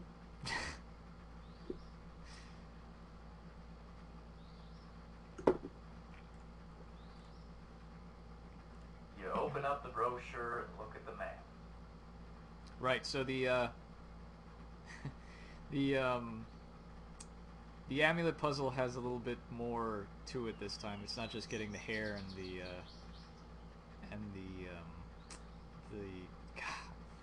wow, my brain is gone. It's not just getting the hair and the wreck or the fossil or whatever. Now you have to get it blessed by a shaman as well. So if you go to the visitors center, which now has an outside, you can see some things. There's the hippie man. He's not wearing his vest anymore. You were taught that if you couldn't say anything nice, you shouldn't say anything at all. And now is one of those times. You'd rather keep your hands to your... Yeah, and a tree. A large and old-looking tree stands majestically beside the visitor center. And if I may for a moment, minimize that.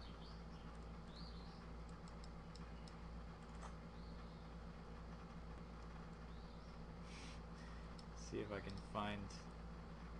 Here we go.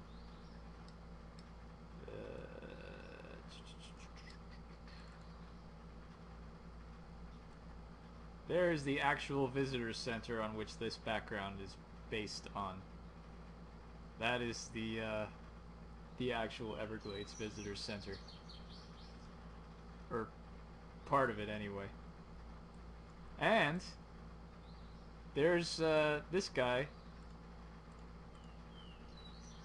Should look familiar to everyone in about a minute or so.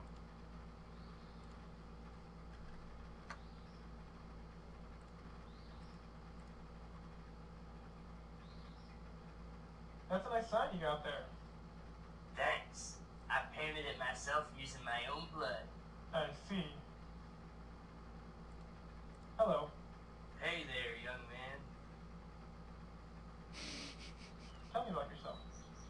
My name is Lloyd Daniels. I've been living in Florida for the past 20 years. I'm an active member in the community and a staunch environmentalist. Among the things I do are set up fundraisers, beach cleanups, and protests. That, by the way, is Ken, aka Disco, from the AGS forums, voicing the hippie. What exactly do you protest? The impossible threat to the environment. You have no idea how angry it makes me to see environmental injustices committed. If I see someone so much as look at a tree the wrong way, I'll go off like a rocket. You seem very dedicated to your cause. And how? Well, he had a cold at the time, and he trooped through it, and he recorded the dialogue. He said that his sore throat had actually helped his performance. Nice park, huh? Nice? Nice? I don't see what's so nice about a bunch of rangers sitting around at their station eating sandwiches all day. While out here, the wetlands continue to disappear by the minute. I don't know, it seems like the Rangers are doing a decent job. Ah, shows what you know. Have you ever heard of the skunk ape? Oh, you mean that fabricated story to keep us out of the woods so the developers can bulldoze their way in here and build condos behind our backs? So you don't believe it exists? Of course not. Even if there was such a creature, it wouldn't be in the wild for long. Poachers would probably hunt it down for its fur, jewelry would be made from its teeth, purses from its hide. I think I get your point. Did you know that the skunk ape has been murdering people lately? Well, it's about time. Excuse me? Man has been murdering nature for centuries. It's not surprising that nature has decided to fight back. Are you saying it's justifiable homicide?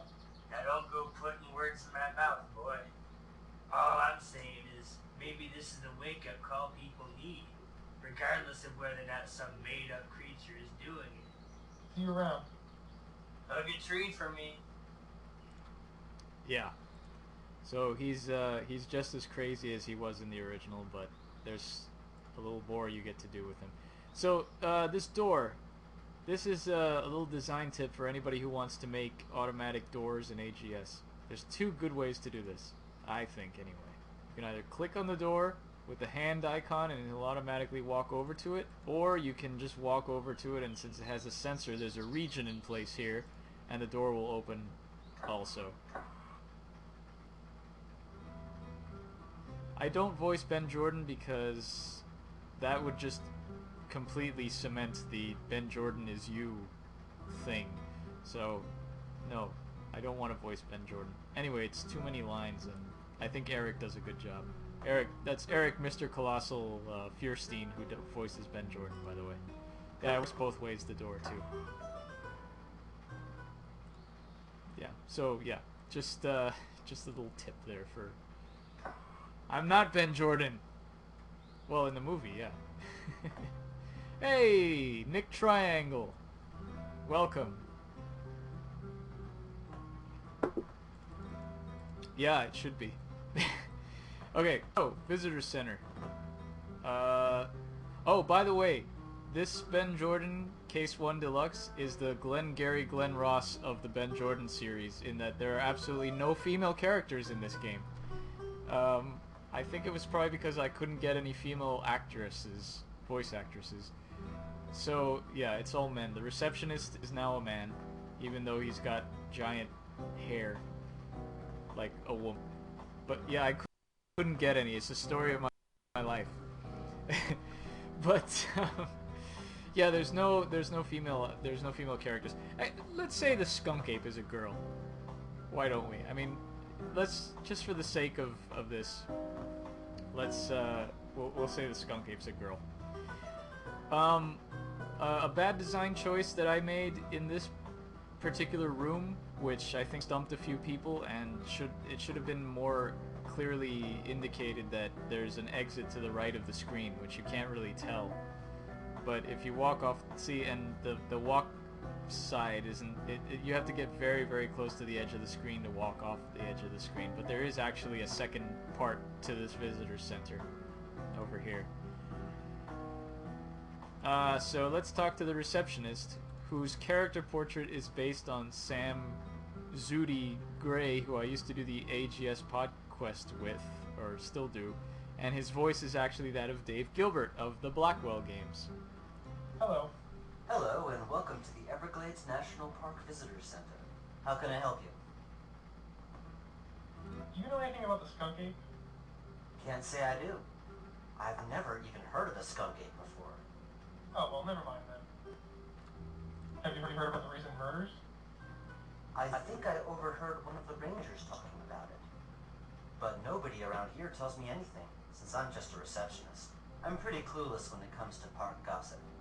That seems a little unfair. Maybe. But if people are getting murdered, I'd rather not know about it. What can you tell me about the visitor center? Well, everything in here is pretty self-explanatory. I guess I can tell you more about that display case over there, and the animatronic Mikasuki in the next room. Dave had a really hard time pronouncing Mikasuki, which I understand. I mean, the Mikasuki are the local Indian tribe here. They're the ones that have, like, all the casinos and stuff in South Florida. But, yeah, Mikasuki. And an animatronic Mikasuki, which is... I don't think they actually have animatronic Mikasukis in the Everglades, but it just seems like the trashy, touristy type thing that there would be in a place like that, so I made one. What's in the display case? If you read the plaque, you can see that it contains fossils found near this area. Mainly it's just some alligator and shark teeth, and a couple of imprinted rocks. Can I take a closer look? I'm afraid not. We've had problems with tourists stealing the relics. That glass case is there for a reason, you know? A problem with tourists stealing the relics. That's interesting. Alright, good night, Dual Names. Thanks for showing up. What can you tell me about the animatronic Mikasuki? It's a robot of an Indian. It's tacky, politically incorrect, and it gives you a blessing if you put in a coin. I see. Anything else? It's broken. Which is probably for the best if you ask me. Everyone dies.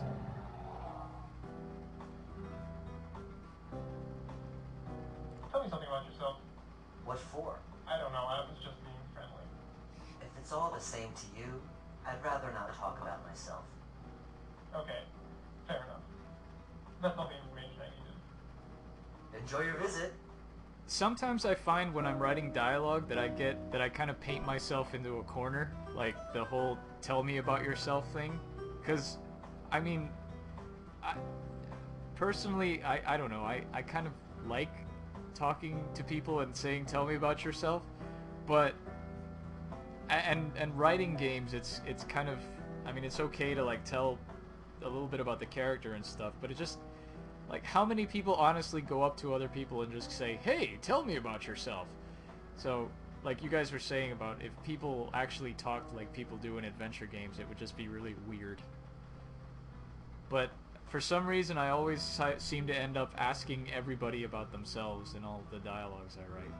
Because otherwise, if it was just, it's kind of really just padding, because otherwise if you're going to put in the subjects about what you actually, the important information you actually need to get out of them, it's going to make the conversation fairly short. And just, yeah. Anyway, so, right, so we need to get the stuff from out of the display case. The display case contains several fossils as well as some teeth. So I guess if we try and take that. Hey, please don't touch the display case. Oh, sorry. Well, there's a bathroom. Let's go in the bathroom.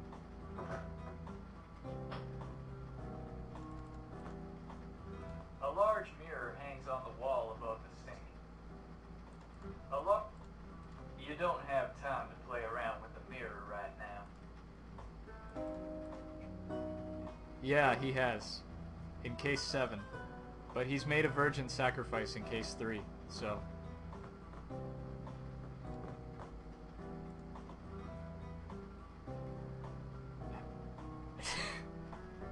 I have, yes. A roll of toilet paper is conveniently... But it didn't take 5 or 6 games. Or I don't think it did, anyway. A roll of toilet paper is conveniently situated next to the toilet. No. No. I hadn't made Ben Jordan yet. In a fit of dysmania, you decide to take a whole roll of toilet paper. You never know when it might come in handy after all. It's the toilet paper you took from the visitor center bathroom. Wow. What was that line reading? It's the toilet paper you took from the visitor center bathroom. From the visitor center bathroom. Man. The toilet paper feels soft. You wouldn't mind wiping yourself with it. Oh my god. You wouldn't mind wiping yourself with it? What the hell is wrong with me? Who says things like that? My god. This narrator is a freak is what he is. Yeah, wow. I maybe I have multiple personality disorders or something, because I don't remember half of this stuff. It's a toilet. They're usually found in bathrooms, are made from porcelain, and are used in activities that are best not described in detail. Let me explain something as to why the narrator has that terrible southern accent. My idea was, if I were ever to make all the games talkies, then I wanted the narrator to have the accents based on the region where the game took place. So it's in, you know, it's in the South in the Everglades. So the narrator has a southern accent. So, you know, if the Greek game would have had a Greek narrator voice and English and whatever, depending on where it was. But I realized after recording this narrator for, there were so, yeah, exactly, kind of. The Gabriel Knight thing. Ben Jordan is basically me trying to do Gabriel Knight and failing epically. But, when I realized how much dialogue there was to record as a narrator, because, you know, for every single message, I realized that it was going to up the file size, and when I started making these, it was still back in when not everybody had high-speed internet, so if the game was like, you know, 70 megabytes or whatever, or even 20 megabytes, some people couldn't download it, so, or it would take forever to download. So that's why I decided in Case 7 and Case 8 to just have the narrator text not be read. Hey man, in 2004, 70 megs was like, yeah, seriously.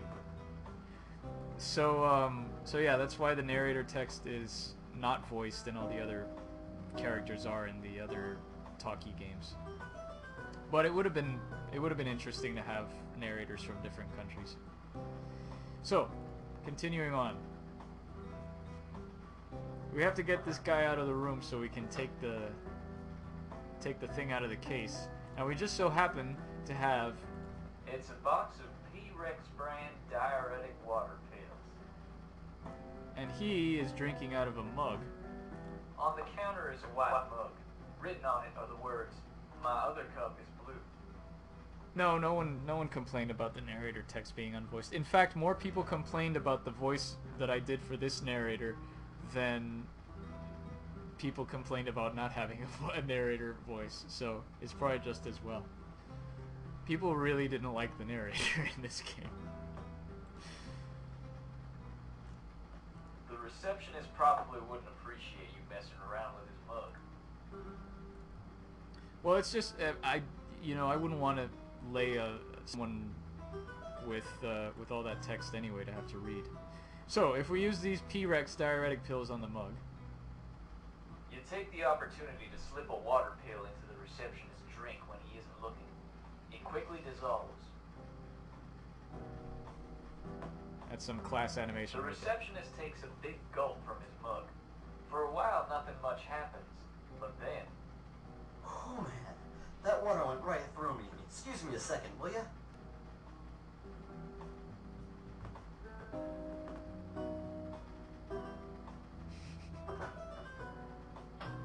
So if we try to take, he's gone. But if we try to take the thing out of the case, you begin to lift up the glass, but just as you're about to take something from inside... Hey, please don't touch the display case. Oh, sorry. well, gee, we need to do something to get him out later. By the way, I really liked... Darn, there has to be some way to get him out of the room for longer. I really liked this puzzle because, or at least compared to the Marjorie Stoneman Douglas puzzle, this is the one that replaced it, and I just liked it because it was so cruel and silly, but it just made fun of the hippie more. So, obviously he gets to use the toilet, which we can flush. You flush the toilet and get a strange satisfaction from doing so.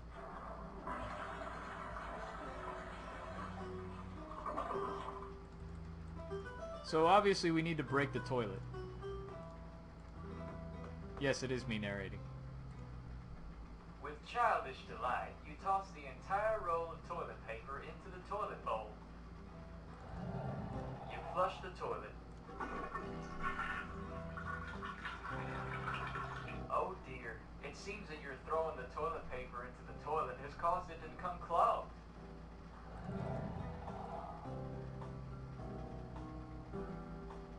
Well, he obviously can't pee in a clogged toilet. No, I didn't record the toilet noise myself. I got that on findsounds.com, where I get most of my sound effects. I'm not that dedicated. No, actually, I don't think I recorded any... I haven't recorded any more sounds myself for any of the other games. You take the opportunity to slip a water pill into the reception. Okay, we did this already. The reception... Oh man. Oh no, what's gonna happen now?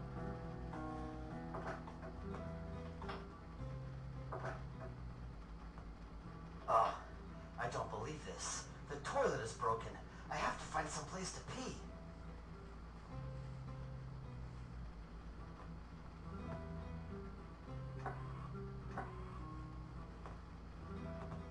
Thank goodness for that tree over there. What the? Hey! Just what in the name of Gaia do you think you're doing? Well, the bathroom isn't working, so I thought I'd just... Drown this poor tree in your vile waste product? How would you like it if someone decided to relieve themselves on you? I guess I wouldn't. Of course you wouldn't. I suppose you think it's okay just because it's a tree. Well, I mean, it's not like you can feel it. Oh, is that what you think? I've got some information for you, sonny boy. The man proceeds to yell at the poor receptionist, who looks as though he fears for his life. This could go on for quite some time. See, Ben didn't see this. It was you, the player, who witnessed this. Ben is not third-person omniscient. The narrator is. He's not! He doesn't know... Well, actually, look, see, the glass door is kind of sort of transparent. So maybe he could have seen it through the glass door. No, he's not psychic. So now we can steal the guy's sign. You quickly take the sign into your possession. Oh, he's in the Florida Everglades.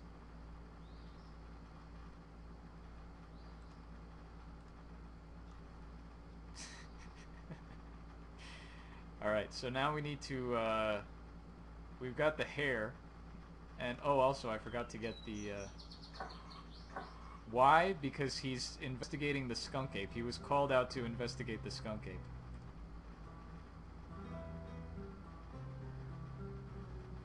Since the receptionist is currently occupied, you swipe a shark tooth from the display case. So we've got the shark tooth and we've got the hair, but... The hair is too short and bristly to be woven into a necklace. You'll need to find a way to keep it together. We need to find a way to keep it together, so let's head over to the forest. A large tree stands here, casting a shadow over the rest of the area. You notice a few holes in the tree's bark where there's some dried sap.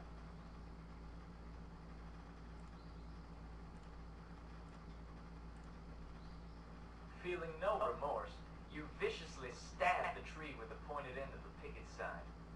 If the environmentalist saw what you were using a sign for, he'd kill you. Being careful not to get any on your hands, you soak the hair in the sap.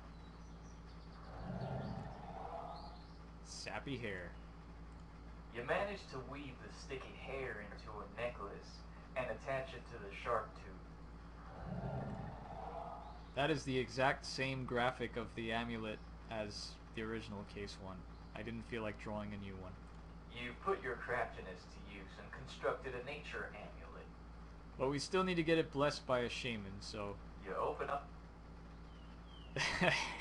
A hair weaving minigame, that would be interesting. But way beyond my ability to program.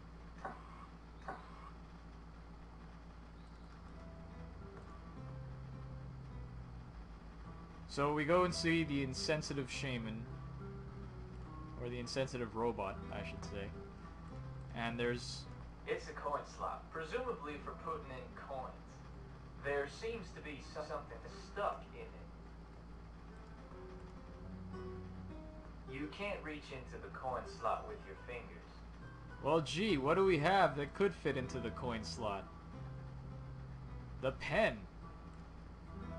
Which is kind of a leap of logic, but it's the only pointy thing we have. You stick the pen into the slot, and whatever was blocking it falls through the machine and into the coin return below. It seems your tampering with the coin slot has activated the robot. Okay. Hello, welcome to Everglades National Park. I am Sharpen Sawgrass, the shaman. For your generous donation, I will now give you good fortune by performing the blessing dance. The robot begins some horrible gyration. It really is the most insulting thing you've seen in a long time.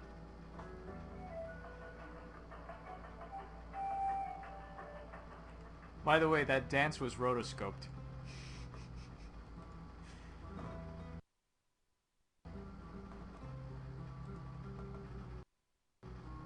And there's Ben standing in the alligator's mouth. Yeah, it was kind of like the badger dance. Badger dance and Reach Enoch into Chuck. the coin slot and find a quarter and an odd little piece of carved rock. Oh, a quarter and an arrowhead. It's a quarter, worth 25 American cents. Alright, so we gotta bless this amulet. You place the amulet in the robot's hand.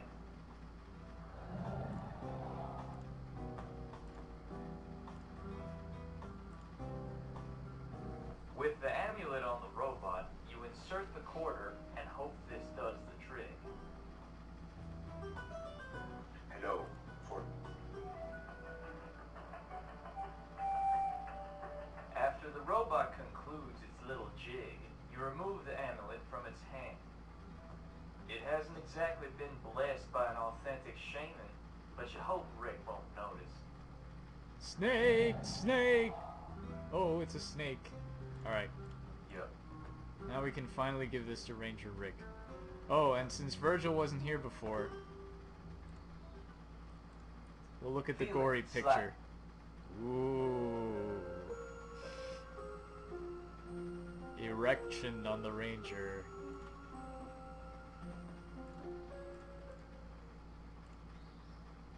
Badger, badger, badger. Mushroom, You mushroom. open up. Oh no, snake. It's a snake. It might have been. No, actually, I don't remember. I think I might have drawn myself. I think I may have taken a photograph of myself lying down too. But the erection definitely was not rotoscoped.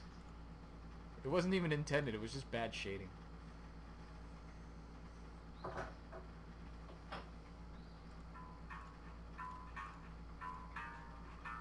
Here, I got you your amulet. Hey, great. Okay, we'll be ready to go as soon as I get a few supplies together. I'll meet you outside the station in a few minutes then.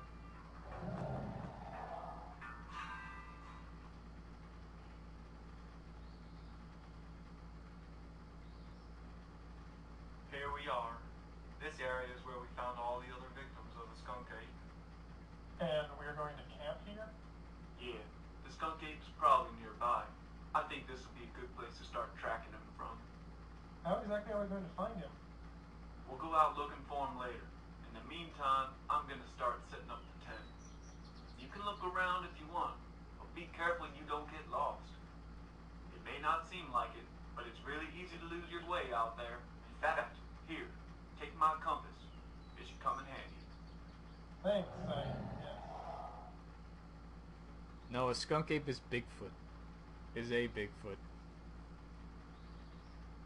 Ah, see, now in this case, in this version, Ranger Rick is actually doing something useful, sort of, even though he's just kind of crouching in front of the tent, but he's still doing something. It's a stump. It looks like it's been used as a seat before. It feels like wood. That's kind of an in-joke, but I don't want to explain it right now because it would take too long. Rick brought along his backpack, presumably where he's keeping the supplies.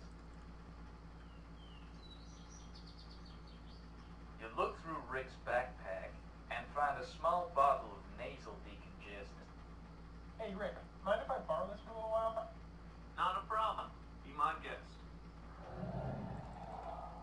Now, see, but he asked to borrow it, so, you know. He asked to borrow something that he's going to stick up his nose.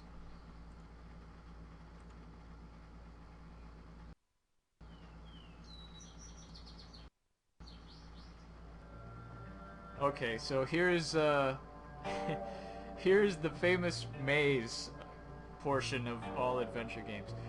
But this was a programming challenge for me because it's actually a one-room maze, meaning it's the same room no matter where you go. It's just different objects get turned on and off, but then it keeps track of where you go. So if you go like just randomly walk around, like Let's see.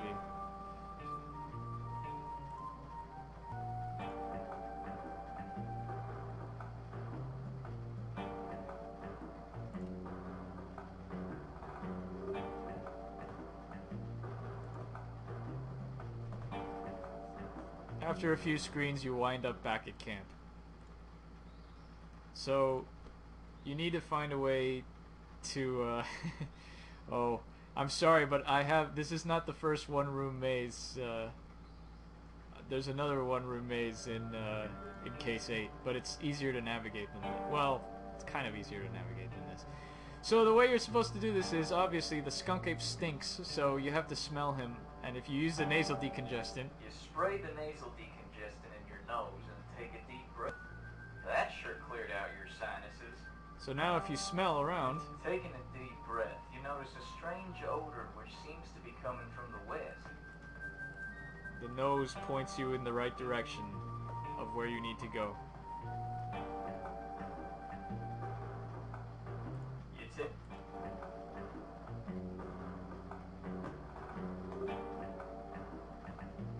You in...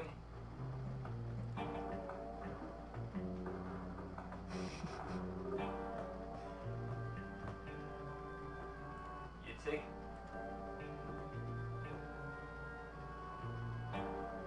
Taking it.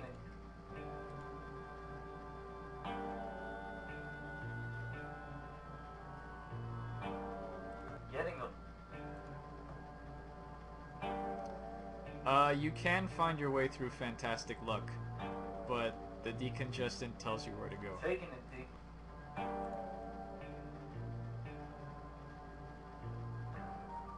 Just like you can win the drinking contest in Case 6 by luck, too. You take it. Taking it.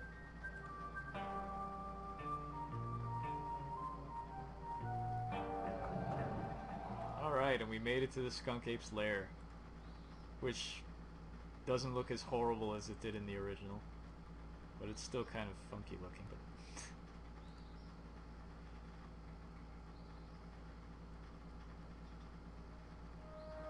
upon entering the mound, you're struck with a distinct odor of rotten eggs, moldy cheese, and dung.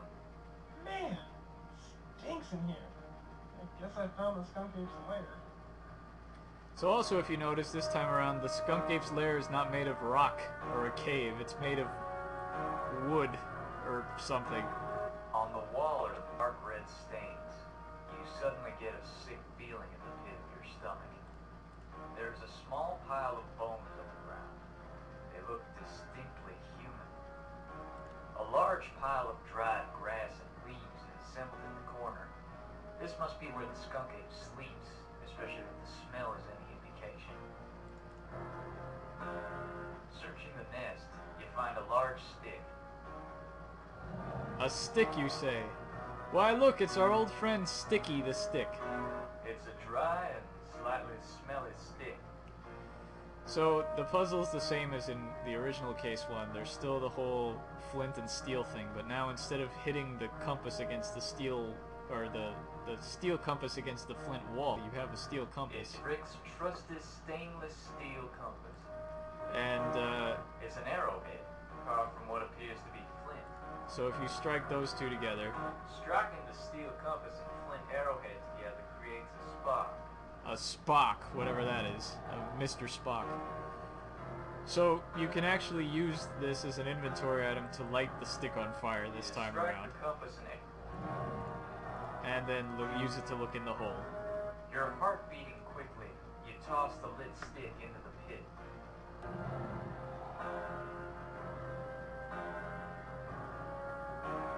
And there's some more tofu in the hole. Rick, What's the matter, Ben? You look like you've seen a ghost. I found the skunk ape's lair. Was it inside? Luckily, no. But I looked around and found a big hole in the ground. Inside the hole, I found a whole bunch of packets of cocaine. Cocaine? Are you sure? Well, I doubt the skunk ape is collecting sugar. Why would there be a stash of drugs in the skunk ape's lair? Your guess is as good as mine. Well, good job on your discovery, Ben. I'm sure we'll figure out the deal with the drugs. So what do we do now? We should check out the lair together. but I think we should wait until dark, just in case the skunk ape is around. We have a better chance of not being detected under the cover of darkness. Okay, sounds good to me. I've just finished setting up camp. Why don't you get a fire started and we'll cook some dinner? Alright, I'm on it.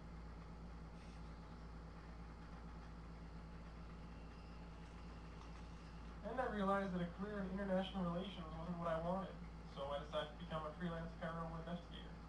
That's an interesting career option. I don't think there'd be much call for that sort of thing nowadays, but then here you are, so I guess you made the right choice. I've been wondering about something. Has the skunk ape ever been active before the set of attack? Not that I can remember. I mean, Yeah, there that were stories about it, but never any actual evidence of its existence. the fire is my original It's weird that it animation would just now. start attacking people for no reason. Well, maybe not no reason. There has to be some explanation for the drugs in the cave. Speaking of which, I think it's about time we headed over there and checked it out. Have you got your rifle handy? Yeah, I've got it right here. You know how to use it, right? Well, no, actually. I've never really fired a gun before. You better let me carry it then, just in case we get into trouble. Hey, Alright, Rusalka. let's get going.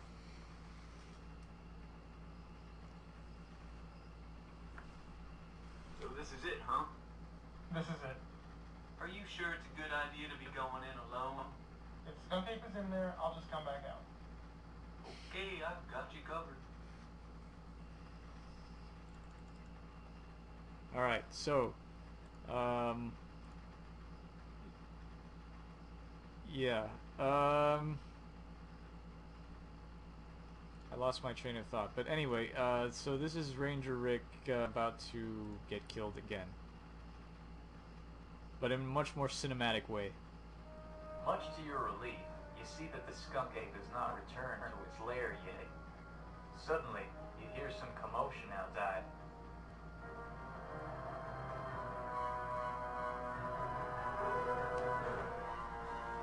Rick, be careful, Ben. This thing means business. Alright, you stinking ape. Get ready to meet whatever crazy entity made you. What? You're going to shoot it? Do you know how much the Smithsonian would pay to have one of these things on display? I can make enough money to get out of this swamp and start a real life. But I thought you said you liked being a park ranger. Try spending your days being bitten by mosquitoes and lectured by smelly old hippies and tell me how you like it. Now, if you'll excuse me, I have to shoot this animal. Rick, look out! What the?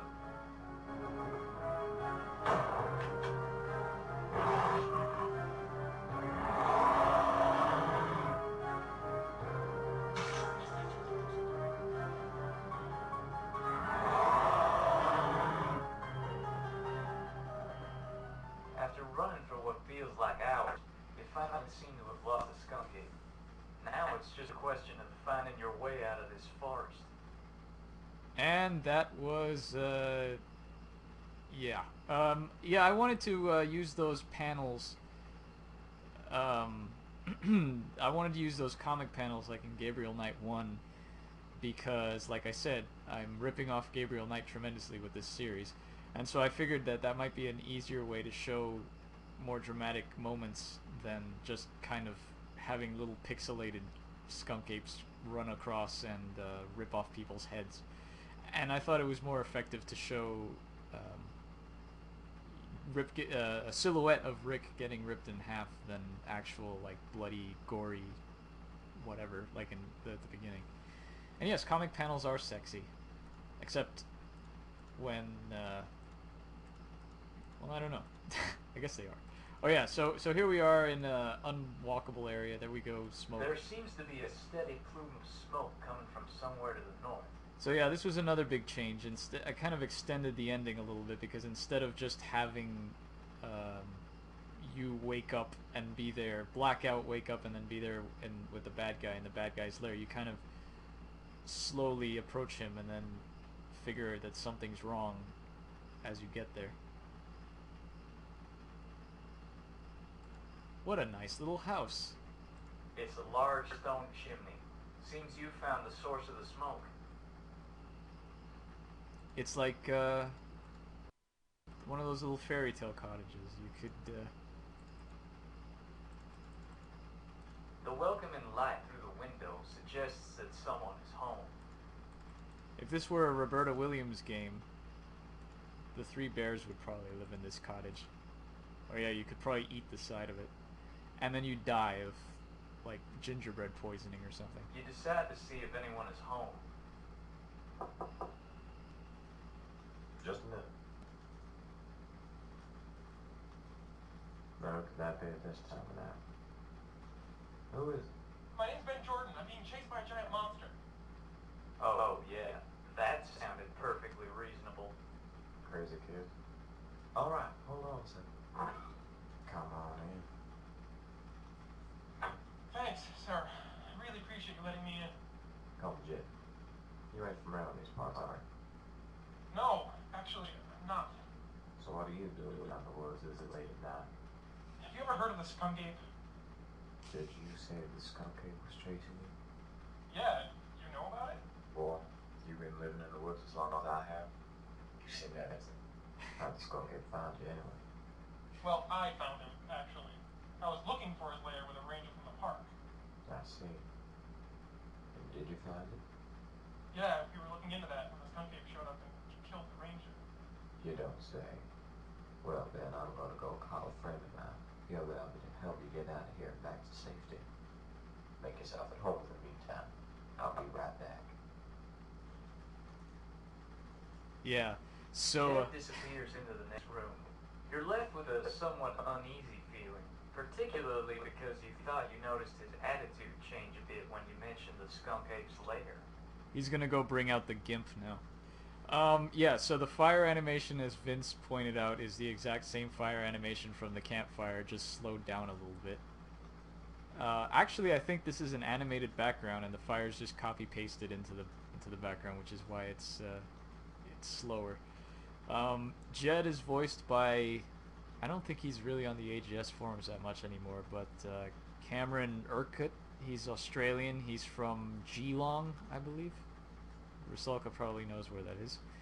And he voiced, it's the same guy that voiced Vincenzo Bianchi in Case 7, as well as the end of this game. And ew. Okay, that's all I need to know. And yeah, Ben is very trusting. He's too trusting in this first game, and I think he becomes less trusting as the games go on. But I digress. Anyway, so yeah, it's a very different looking cabin to what it looked like. Instead of TV, he obviously sits in front of the chair and watches the fire. That's his form of entertainment. So if we go into the doorway, we now have the climax. So you can see we only have 3 points left. Well, I guess I should have told you not to come in here when I said make yourself at home. Wait a minute, those were your drugs in the skunk ape's lair? That's right. I was wondering how you managed to get away. Usually the skunk ape manages to protect my stash from anyone who gets too close. So you've been using the skunk ape to guard your drugs? How? That's pretty simple, really. I go into the city and steal the drugs for myself off the ships in the port. Then I hide them out here in the middle of the woods, but the police wouldn't think to come up. One day I happened to find the skunk ape's lair. I was going to do it until I remembered I had some cocaine in my pocket. Don't tell me you... Yeah, I gave the skunk ape a little taste, and he loved it. From that day forward, it was like a big stinging pin. Yeah, So cruel. this is totally a James Bond moment. Started using his name. I managed to get an electronic collar on him so I could give him a little shot if he gets out of control. Or if I have to give him a call, like right now. You're a sick bastard, you know that? I've been called Lois. That's the name of my little friend.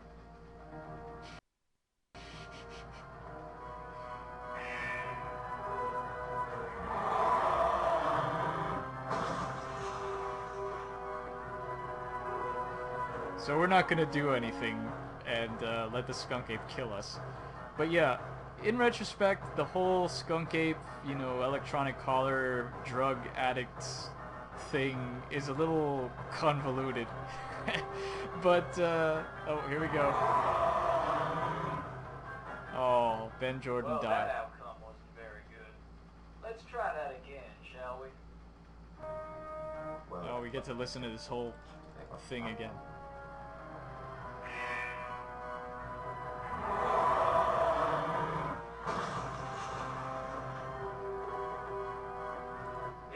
skunk ape. It's huge, smelly, and looks angry enough to rip someone's head off. You better think quickly, or it'll be yours. There's no way you'd win in a wrestling match versus the skunk ape. Get out of here! Shoot! Well, that didn't do anything. I didn't remember you could do that. Get out of here! Shoot! Well, that didn't do anything. Get out of here, shoo! That's funny. Thinking Alright. quickly, you lunge towards the table. So Ben grabs the table, covers the guy in cocaine, the skunk ape goes crazy, grabs the guy, Ben runs out through the hole, and the skunk ape rips off his collar as well as the guy's head. I was a little pressed for time when I made that comic panel scene. Ben, you back already? What happened? It's a long story. The skunk ape can't be a problem anymore. What about Rick? He didn't make it. What a shame. Well, I guess you've done your job, so I'll write you a check for your services. He didn't really like I'll Rick. stick around, but I'm in a desperate need of a shower. He really thought Rick was an All right, asshole, then. so he was like, ah, whatever. At least I won't have to pay him anymore. So that's how I broke into the whole paranormal investigating thing. And I managed to survive it. Needless to say, the next few months will be filled with more mysteries and danger than I ever thought possible. But those are stories for another time. Hooray.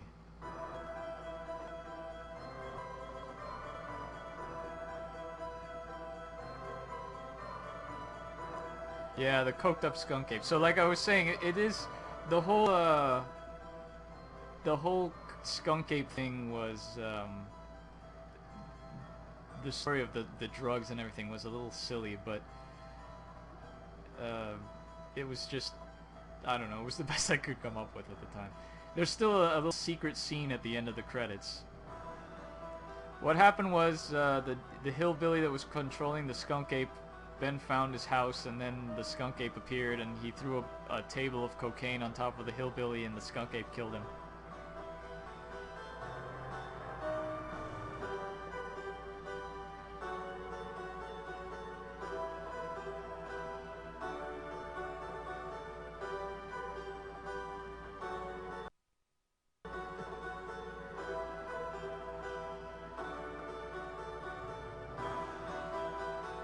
No, the skunk ape didn't OD.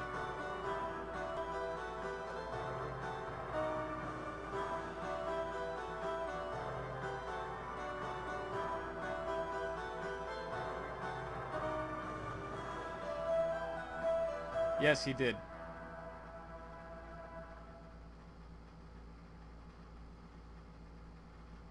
Oh, the audio lags. Oh well. Yeah, no skunk apes were harmed in the making of this game. Thank you for playing. Oh, and here we get our little extra scene at the end.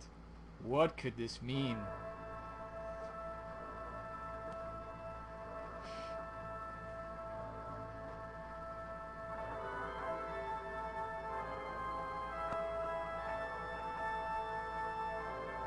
Senor, I have good news. We found an anomaly. Excellent.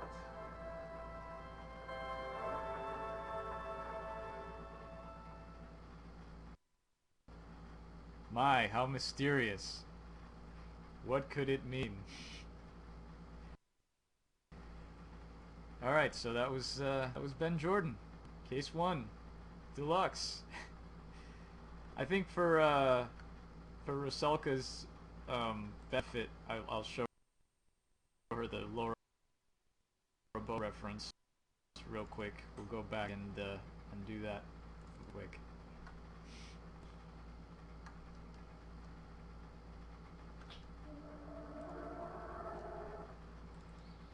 We we have a dead ranger at the beginning, Rusalka, who we have to get a piece of hair from for later into the game. But we have a gory close-up.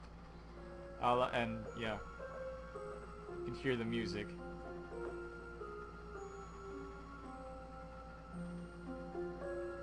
And then when you take the hair, You pick it up and place it in your purse. Did I say purse? I meant pocket. And yes, we are chickening out. So yes, that was Ben Jordan, the first one. I guess that's it. I'll probably do the rest of the cases since we seem to have a pretty good turnout.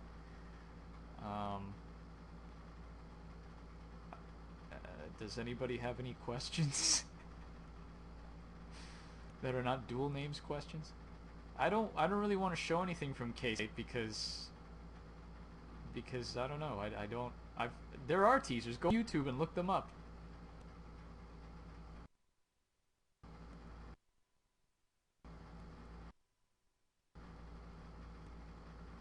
How old was I when I made the first game? I was 22 in 2004. My favorite I don't have a favorite Pokemon because I don't know anything about Pokemon. But based on the name, I like Squirtle.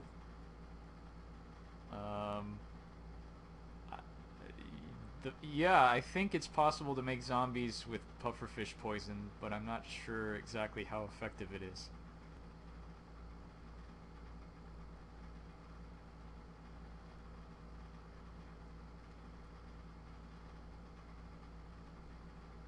Let's see, what can I show from Case 8 that won't be a huge spoiler,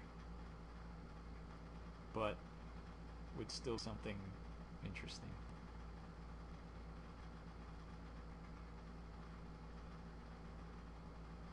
Who made this picture?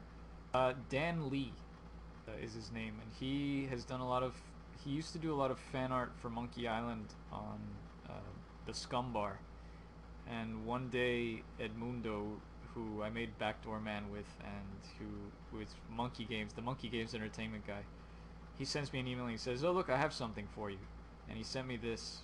He had done this just like as a fan thing, and yeah, it's really amazing. I really like it, so I've had it as my desktop background, and it's my iPhone background too.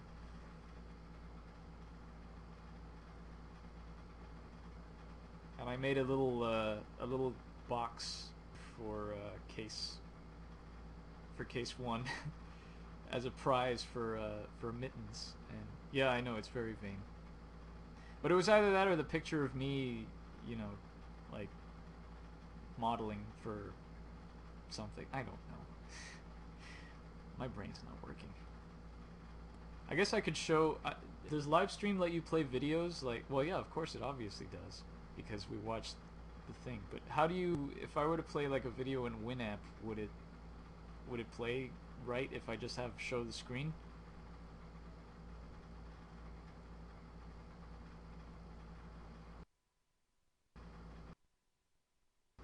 Alright, well, I'll attempt... I'll be there for that. Alright, I'll try playing the Ben Jordan Case 1 teaser or advertisement that we made, starring Chris Jones. Where is it? Move the chat over here.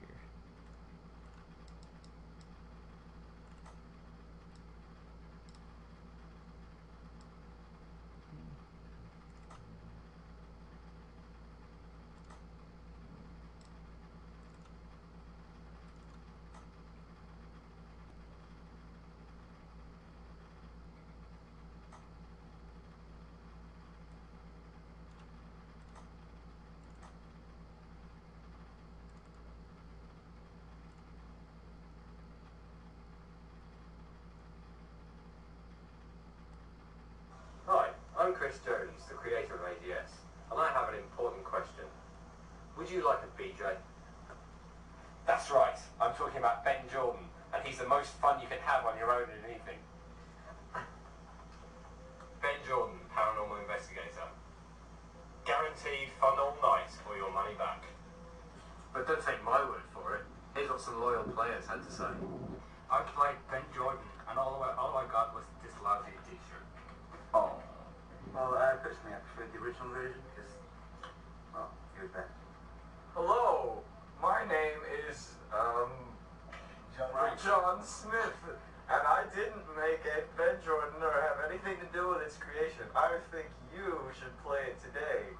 Because if you don't, you're obviously a loser with no friends who has to get his kicks by going to internet meetups and crying at night when no one's looking. Play Ben Jordan!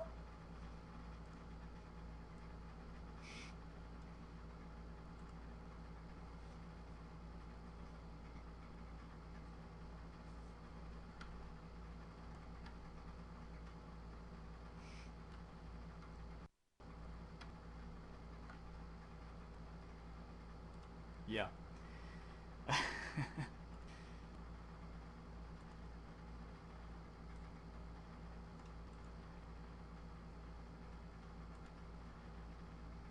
That was me. I mean, no, it wasn't.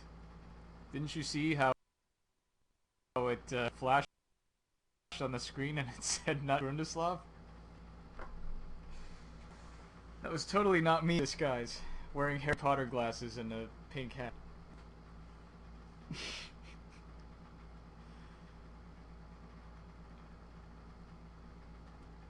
I do.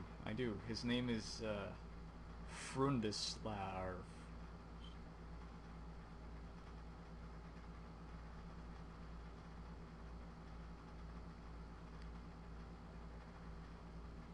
I can show my Ocean's Dennis game. That's as much as I'll tease. No, I'm not going to show my Ocean's Dennis game.